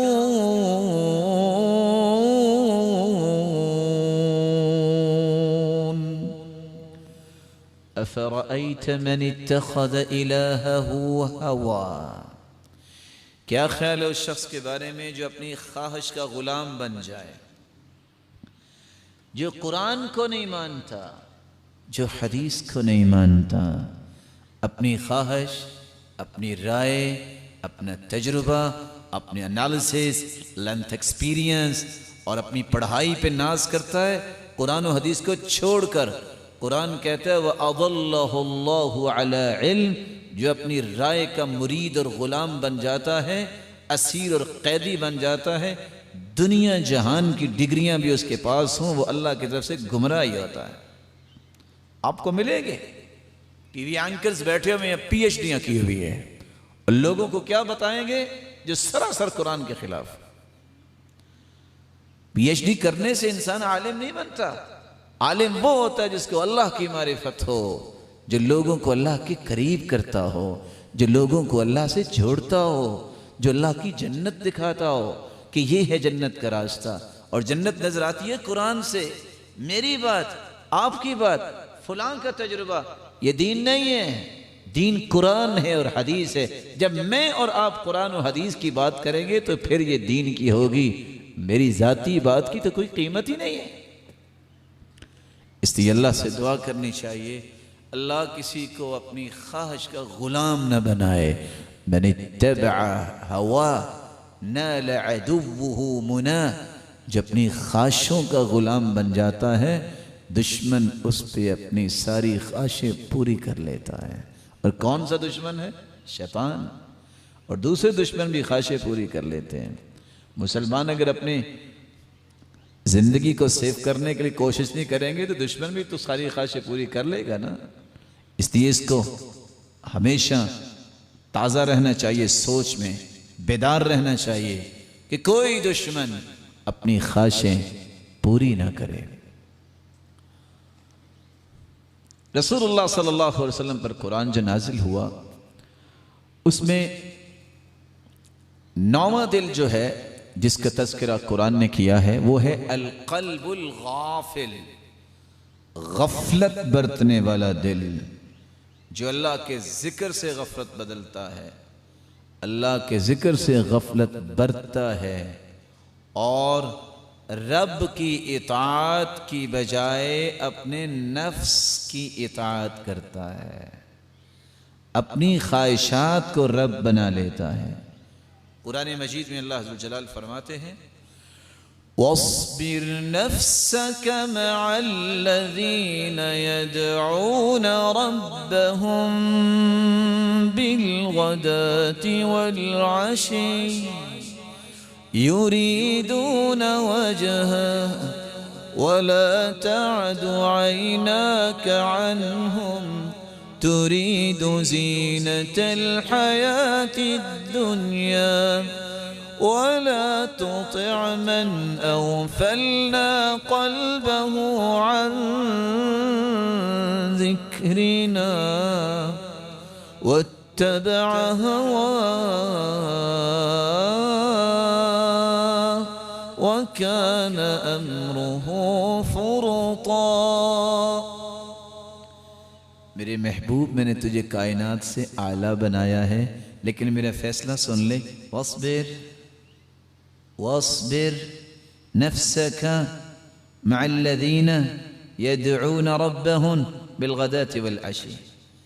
میرے محبوب، یہ مکے کے چودھری تمہیں آ کے کہتے ہیں بلال کو اپنے پاس سے اٹھاؤ، صہیب کو اٹھاؤ، عمار کو اٹھاؤ، یہ تو غریب لوگ ہیں، ان کو اٹھاؤ، ہم آپ کے پاس بیٹھیں گے، لیکن یہ آپ کے پاس نہیں بیٹھیں۔ وَاصْبِرْ نَفْسَكَ، میرے محبوب صبح و شام جو تیرے رب کو پکارتے ہیں ان کے ساتھ جمے رہو، ڈٹے رہو۔ وَلَا تَعْدُ عَيْنَاكَ عَنْهُمْ، ان سے نظریں نہ پھیر لینا، دین کو جو چاہنے والے ہیں ان سے نظریں نہ پھیرنا۔ اگر تم نے نظریں پھیری تو کیا ہوگا؟ ترید زینت الحیات الدنیا، نظریں وہ پھیرتا ہے جو دنیا کی رنگینیوں میں کھو جاتا ہے، دین سے نظریں وہی چراتا ہے۔ وَلَا تُطِعْ مَنْ أَغْفَلْنَا قَلْبَهُ عَنْ ذِكْرِنَا، یہ تو تیرے رب کے ذکر سے غافل لوگ ہیں، ان کی اطاعت نہ کر بیٹھنا۔ وَاتَّبَعَ هَوَا، یہ تو خواہش کے غلام لوگ ہیں، یہ کہتے ہیں ہم چودھری ہیں، ان کا کیا کام ہے؟ یہ اٹھیں ہم تب آئیں گے، غریب پہلے یہاں سے ختم ہوں پھر ہم آئیں گے۔ حسن بصری اپنے ساتھی سے کہتا ہے جاؤ مسجد میں نماز لوگ پڑھنے لگیں، دیکھو پہلی صفوں میں کون بیٹھا ہے؟ واپس آ کے کہتا ہے سارے غریب لوگ بیٹھے ہیں۔ کہا قیامت کو بھی جنت میں اسی طرح ہی صفیں ہوں گی۔ جس کو ناز ہوتا ہے میرے پاس پیسہ بڑا ہے اور میں چودھری بڑا ہوں، میرا رکھ رکھاؤ بڑا ہے، میرے ہاتھ بڑے لمبے ہیں، اس کے دین کے ہاتھ لمبے نہیں ہوتے۔ دین کے ہاتھ لمبے کرنے کے لیے اللہ کا پیارا بننا پڑتا ہے۔ مال ہو بھی تو نماز پڑھنی پڑتی ہے، مال ہو بھی تو پھر بھی عبد الرحمن بن عوف جو عالمی منڈی میں صف اول کے تاجر تھے تو صف اول کے نمازی بھی تھے۔ اللہ کا قربت کا طریقہ تو یہ ہے۔ اللہ عز و جلال ہمیں قلب غافل سے بچائے۔ وَكَانَ أَمْرُهُ فُرُطًا، ان کا کام کبھی ٹھیک نہیں ہو سکتا۔ 10واں دل جو رب کو پسند نہیں، القلب الزائغ، ٹیڑھا دل۔ کیسا ٹیڑھا دل؟ مائلاً عن الحق، وہ حق کی طرف سوچتا ہی نہیں، جب بھی اس کو کوئی بات کہیں وہ الٹی سوچتا ہے۔ لوگ آ کے سوال پتہ کیا کرتے ہیں؟ یہ کیا ہوا اللہ تعالیٰ نے پہلے 50 نمازیں دیں پھر 5 کر دیں، تو 50 بندہ کوئی پڑھ سکتا تھا نمازیں؟ اللہ تعالیٰ نے ایسا کیوں کہا؟ یہ کیوں کہا کا جواب تمہیں قیامت کو اللہ دیں گے۔ رب کی شریعت پہ اعتراض کرنے والے، اس کا سبق تمہیں قیامت کو اللہ سکھائیں گے کہ تمہیں جرت کس نے دی رب کے فیصلوں پہ اعتراض کرنے کی۔ لا يسأل عما يفعل وهم يسألون، رب کے فیصلوں کے بارے میں کوئی سوال نہیں کر سکتا، احکم الحاکمین ہے۔ قلب الزائر، اس کے بارے میں قرآن کہتا ہے هو الذی انزل علیک الکتاب منہ آیات محکمات ہن ام الکتاب وأخر متشابهات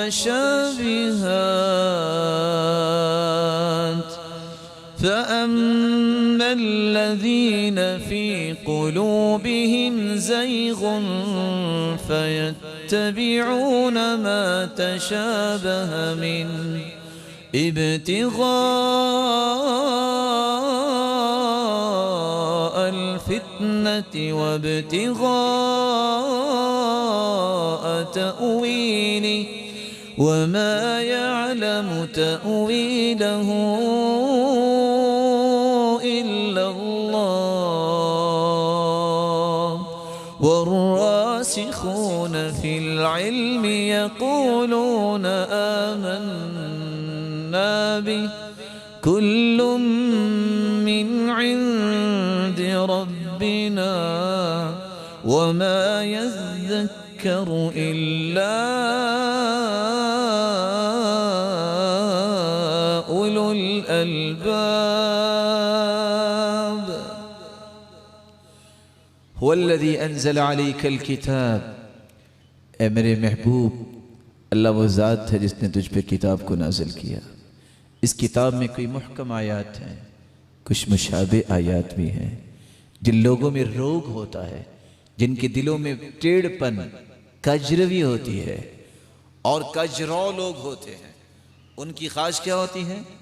فَيَتَّبِعُونَ مَا تَشَابَهَ مِنْهُ ابْتِغَاءَ الْفِتْنَةِ وَابْتِغَاءَ تَأْوِيلِهِ، وہ کھری کھری واضح باتوں کے پیچھے نہیں جاتے۔ قرآن کہتے ہیں نماز پڑھو، نماز نہیں پڑھیں گے۔ مشابہ جو باتیں ہیں اس کے پیچھے جائیں گے۔ اچھا پھر وہ جو ابلیس کا جو قرآن میں تذکرہ آیا ہے تو اس کی بیوی کا نام کیا ہے؟ آپ نے کوئی رشتہ اس سے قائم کرنا ہے، تمہیں کیا ضرورت ہے؟ امام شافعی رحمۃ اللہ علیہ سے کسی نے پوچھ دیا، اب انہوں نے 500 صحابہ کو دیکھا ہوا تھا، تو آ کے کہتا ہے سنا ہے آپ بڑے عالم ہو، مجھے بتاؤ ابلیس کی بیوی کا نام کیا ہے؟ ان لوگوں کو اللہ نے بڑی سمجھ دی تھی تو مسکرا کے کہتے ہیں ذاک عرس نہ شہدت، اصل میں نکاح کی تقریب میں شامل نہیں ہو سکا۔ نکاح کی تقریب میں ہوتا تو نام اناؤنس ہوتا تو مجھے پتہ چل جاتا، میں نکاح میں پہنچ نہیں سکا۔ قرآن میں آیا ہے حج کرو، نہیں سمجھیں گے۔ اچھا جو فرعون تھا یہ رات کو کیا کرتا تھا؟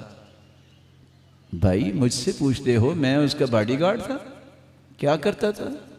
مشابہات۔ اچھا پھر یوسف کی زلیخا کے ساتھ شادی ہو گئی تھی پھر تو کیا خیال ہے آپ نے اس کا ولیمہ کھانا ہے؟ آپ کو کیا فائدہ؟ نہیں ہوئی تو نقصان کیا ہے؟ سوال وہ کرنا چاہیے جس کا دین میں فائدہ ہو، اس سے انسان اللہ کے قریب ہو۔ ایسی سوالات اٹھانے والے کجرو دل، ایسا دل کجروی کا شکار ہوتا ہے۔ اور قرآن یہ کہتا ہے وَمَا يَعْلَمُ تَأْوِيلَهُ إِلَّا اللَّهُ، کچھ چیزوں کا علم اللہ کے پاس ہے۔ اچھا روح کے بارے میں بتائیے، روح کیا ہے؟ اللہ تعالیٰ نے کہا ہے کہ اللہ ہی جانتا ہے۔ قُلِ الرُّوحُ مِنْ أَمْنِ رَبِّي، یہ اللہ کا حکم ہے، اللہ ہی جانتا ہے۔ آج امریکنز اکٹھے ہوئے 19 سال کی تحقیق کی، کہتے ہیں 22 گرام کی ایک گیس شکل جو ہے وہ ایک روح جو انسان کے جسم میں ہوتی ہے 2.25 تولے اس کا وزن ہے۔ کیسے پتہ چلا؟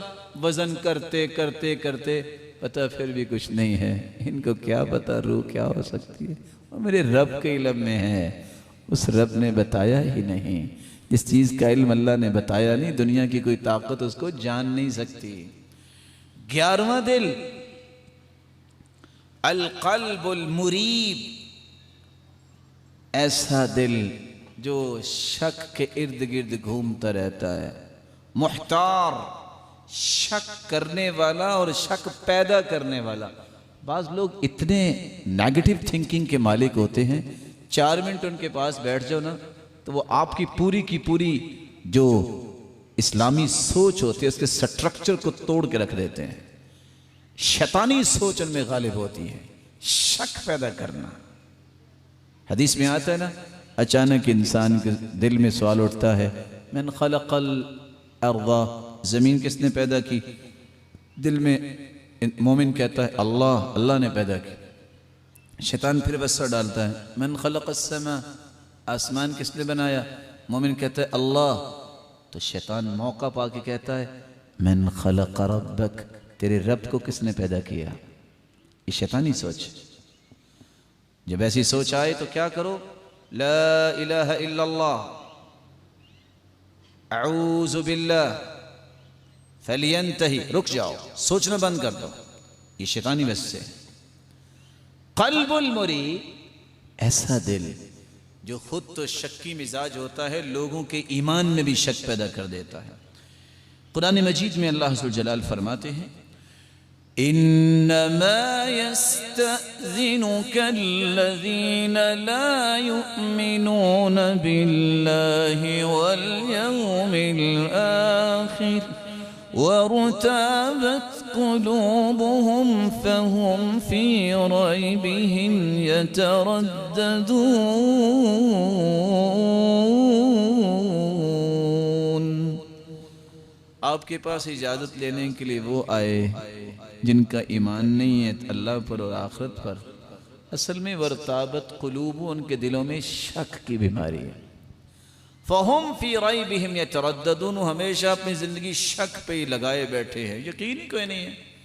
آج یہی تو بات ہے، یوتھ سے پوچھئے، آج لوگ یونیورسٹیوں اور کالجز میں دانش اور علم پڑھنے جایا کرتے تھے۔ یہ علم کی جگہ ہیں، یہ فن کی جگہ ہیں، لیکن وہاں پڑھنے والے آج کیا کہہ رہے ہیں؟ کوئی پوچھے آپ کون ہیں؟ کہتے ہیں آئی ایم ایکس مسلم، میں مسلمان تو تھا اب نہیں رہا۔ کیوں؟ فکر چینج ہو گئی۔ یوتھ کیا کہہ رہی ہے؟ کہاں ہے اللہ؟ کون ہے اللہ؟ نعوذ باللہ من ذالک۔ شک اس حد تک پہنچ گیا ہے، اور ظالموں نے، یورپین نے مسلمانوں کے دماغوں کو اس طرح معاف کر دیا ہے کہ مسلمان کی زبان بھی بولتی ہے، باپ کو کہتا ہے کس رب کی بات کر رہے ہو؟ میں خود سوچ سکتا ہوں، میں خود فیصلہ کر سکتا ہوں، تو میں ہر کام کر سکتا ہوں، مجھے کسی گاڈ کی ضرورت نہیں۔ نعوذ باللہ من ذالک۔ یہ کون کہہ رہے ہیں؟ مسلمان کہہ رہے ہیں۔ اللہ ایسے دل سے بچائے جس میں شک اور ٹیڑھ پن پیدا ہو جائے۔ 12واں اور آخری دل جس کے بارے میں قرآن نے کہا ہے القلب الاغلف، غفلت کے دبیز پردوں کے نیچے ہوتا ہے۔ قلب مغطى، ایسا دل ڈھکا ہوا ہے، کوئی چیز وہاں تک پہنچتی نہیں ہے۔ قرآن مجید میں اللہ عز و جلال فرماتے ہیں وَقَالُوا قُلُوبُنَا غُلْفٌ بَلْ لَعَنَهُمُ اللَّهُ بِكُفْرِهِمْ فَقَلِيلًا مَا يُؤْمِنُونَ۔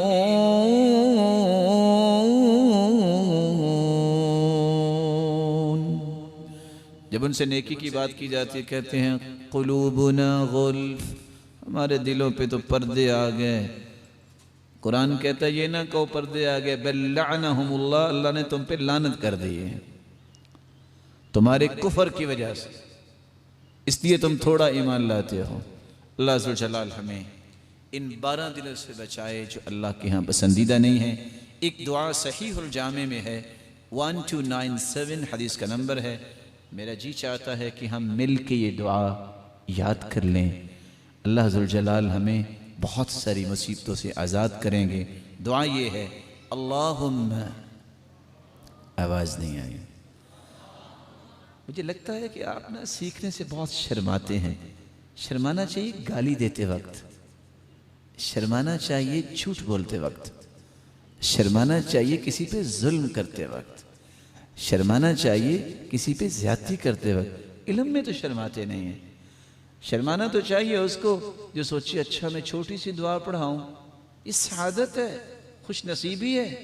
ہمیں اس میں خوش ہونا چاہیے کہ ہم کسی کو سکھائیں، کسی کو پڑھائیں، اس کی آخرت بہتر ہو جائے۔ اللہم انی اعوذ بک من قلب لا يخشع ومن دعاء لا يسمع ومن نفس لا تشبع ومن علم لا ينفع أعوذ بك من هؤلاء الأربع۔ اے اللہ میں تیری پناہ میں آتا ہوں ایسے دل سے جس دل میں خشوع نہ ہو، تیرا خوف نہ ہو۔ اللہ میں ایسی دعا سے تیری پناہ چاہتا ہوں جو قبول نہ ہو۔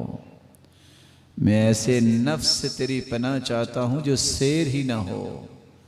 میں ایسے علم سے پناہ چاہتا ہوں جو علم نافع نہ ہو، نفع مند نہ ہو۔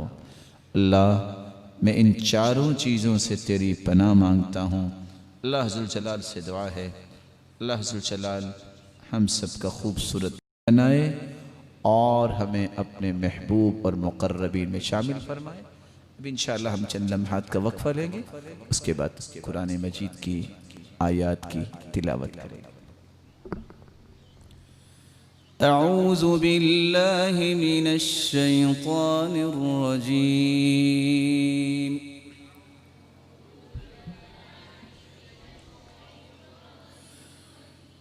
بسم اللہ الرحمن الرحیم۔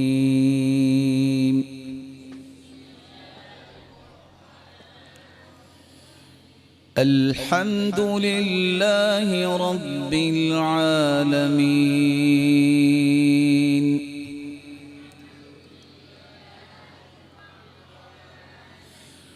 الرحمن الرحيم مالك يوم الدين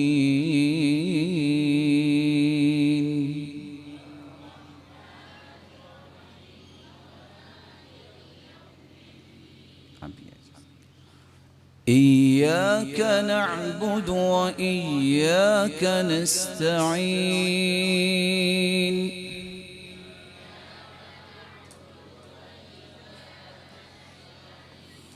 اهدنا الصراط المستقيم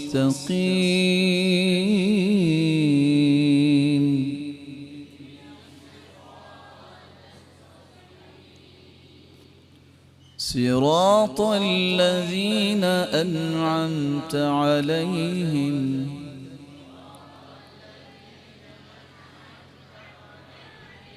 غير المغضوب عليهم ولا الضالين.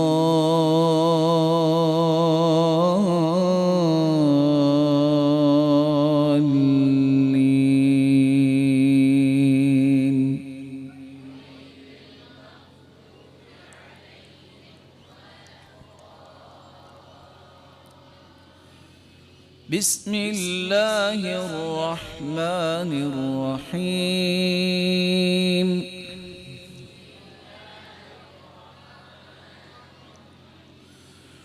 إذا جاء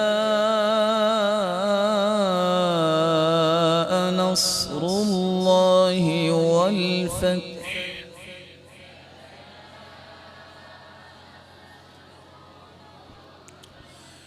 ورأيت الناس يدخلون في دين الله أفواجا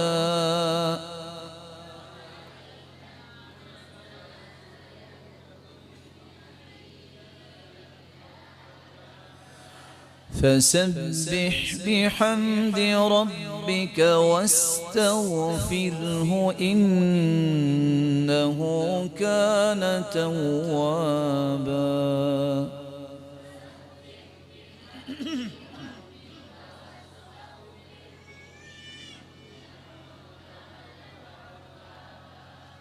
جو ناراض لوگ ہیں نا ان کو آگے آنے کا موقع دے دیجیے. جو ناراض ہیں نا ان کو آگے آنے کا موقع دے دیجیے. آخری دن ہے, کل آپ کو کوئی تنگ نہیں کرے گا. آجیے آگے شاباش. قرآن کو تو خوشی سے پڑھنا چاہیے نا. بسم اللہ الرحمن الرحیم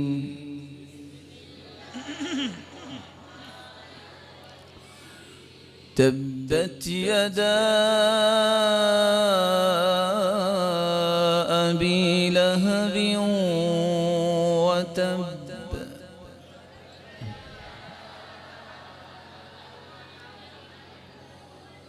ما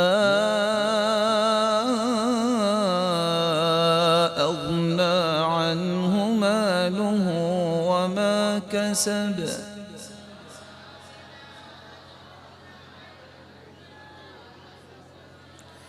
سيصلى نارا ذات لهب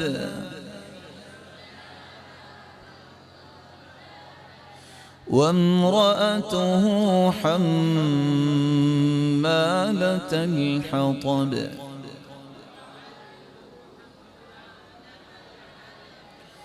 في جيدها حبل من مسد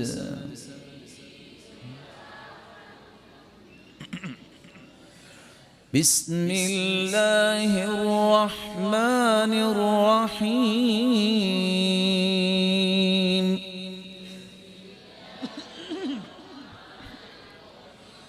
قل هو الله أحد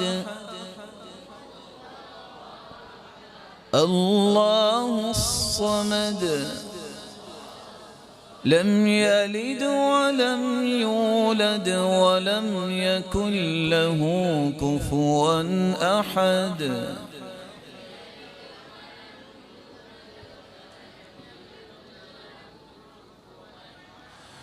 بسم الله الرحمن الرحيم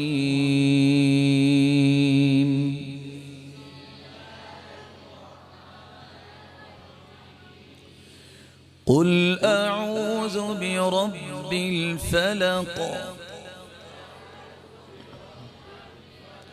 من شر ما خلق ومن شر غاسق إذا وقب ومن شر النفاثات في العقد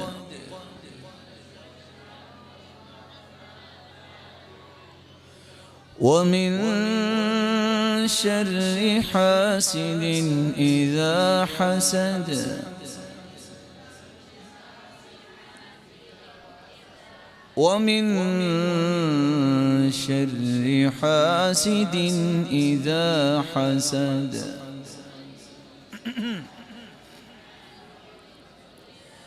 بسم الله الرحمن الرحيم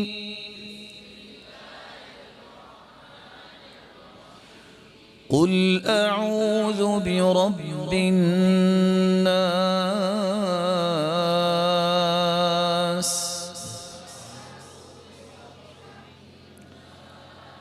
ملك الناس إله الناس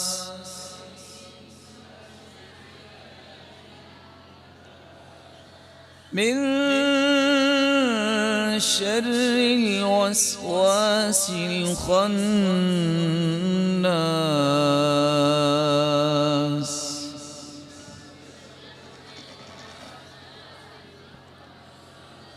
الذي يوسوس في صدور الناس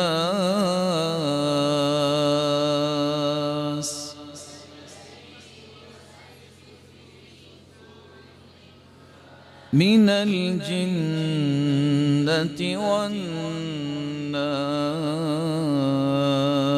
والناس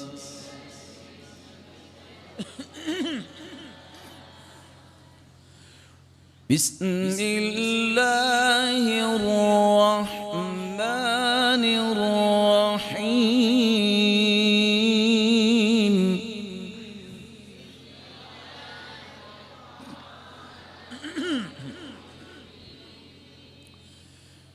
الحمد لله رب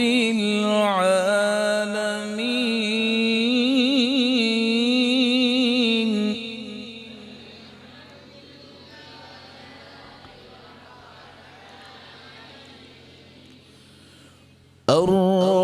الرحمن الرحيم مالك يوم الدين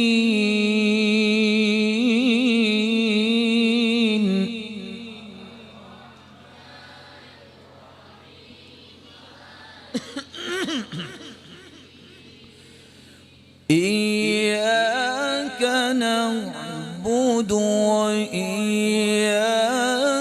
نستعين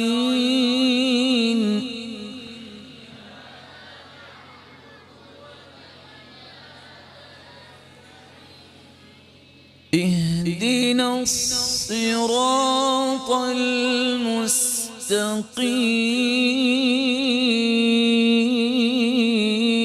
المستقيم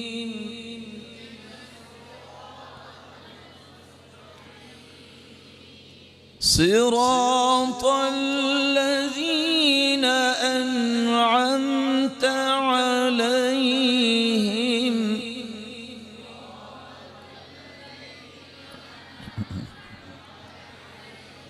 غير المغضوب عليهم ولا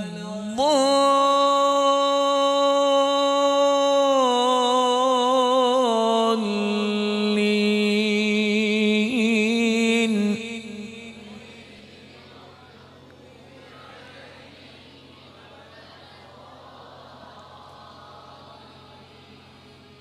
بسم الله الرحمن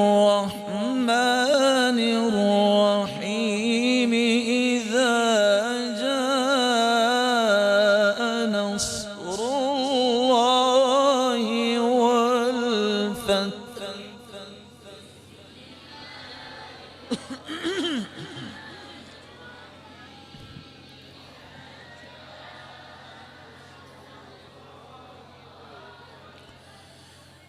إذا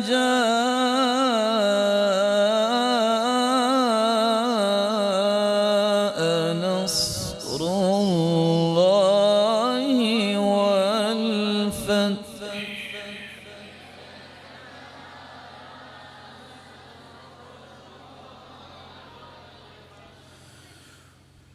ورأيت الناس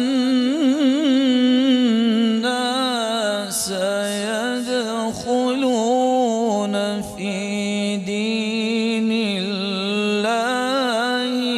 أفواجا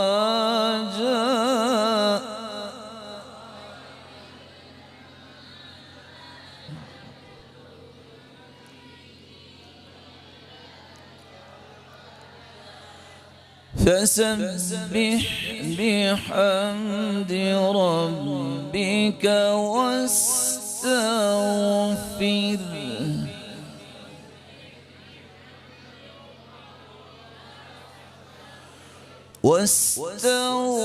واستغفره إنه كان توابا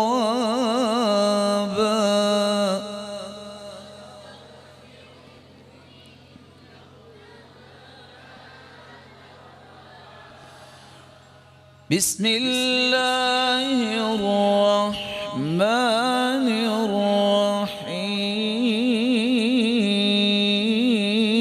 الرحيم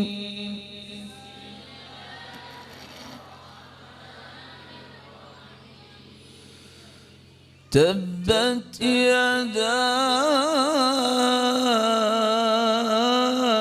أبي لهب وتب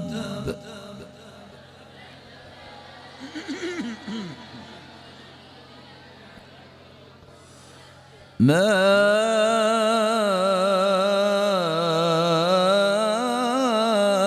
أغنى عنه ماله وما كسب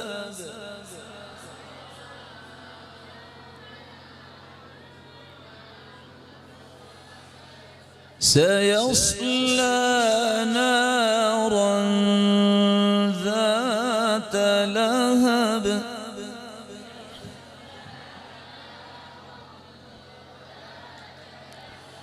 وامرأته حمالة الحطب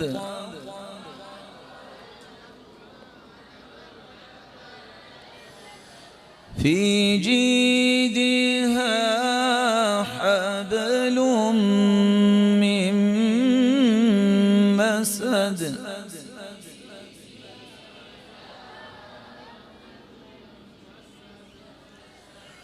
بسم الله الرحمن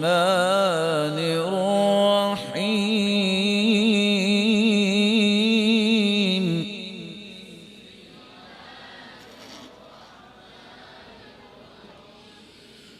قل هو الله أحد الله الصمد لم يلد ولم يولد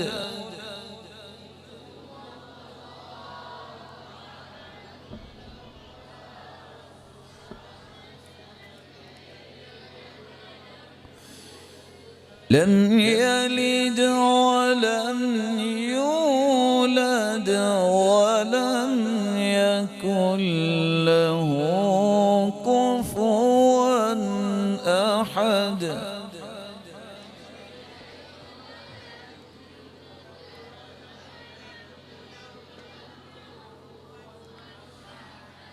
بسم الله الرحمن الرحيم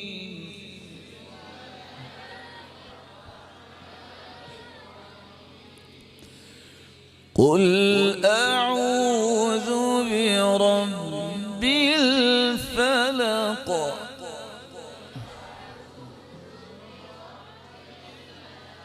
من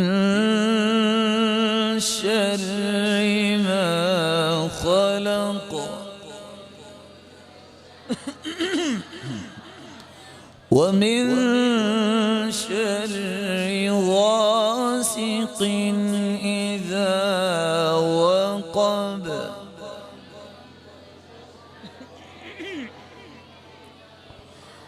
ومن شر النفاثات في العقد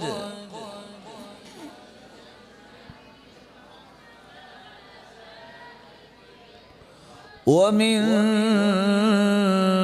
شر حاسد إذا حسد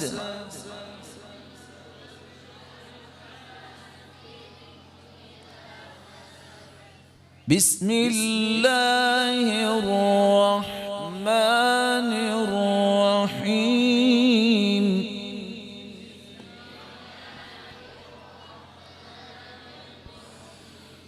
قل أعوذ برب الناس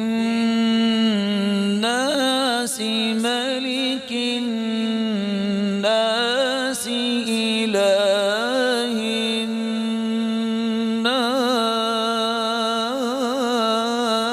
الناس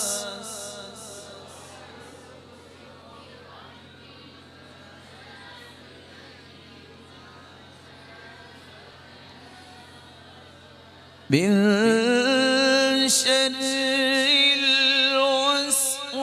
الوسواس الخناس الذي يوسوس في صدور الناس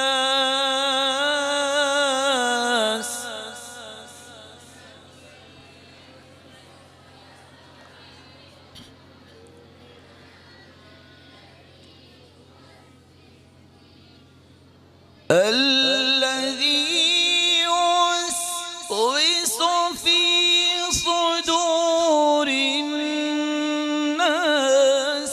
من الجنة والناس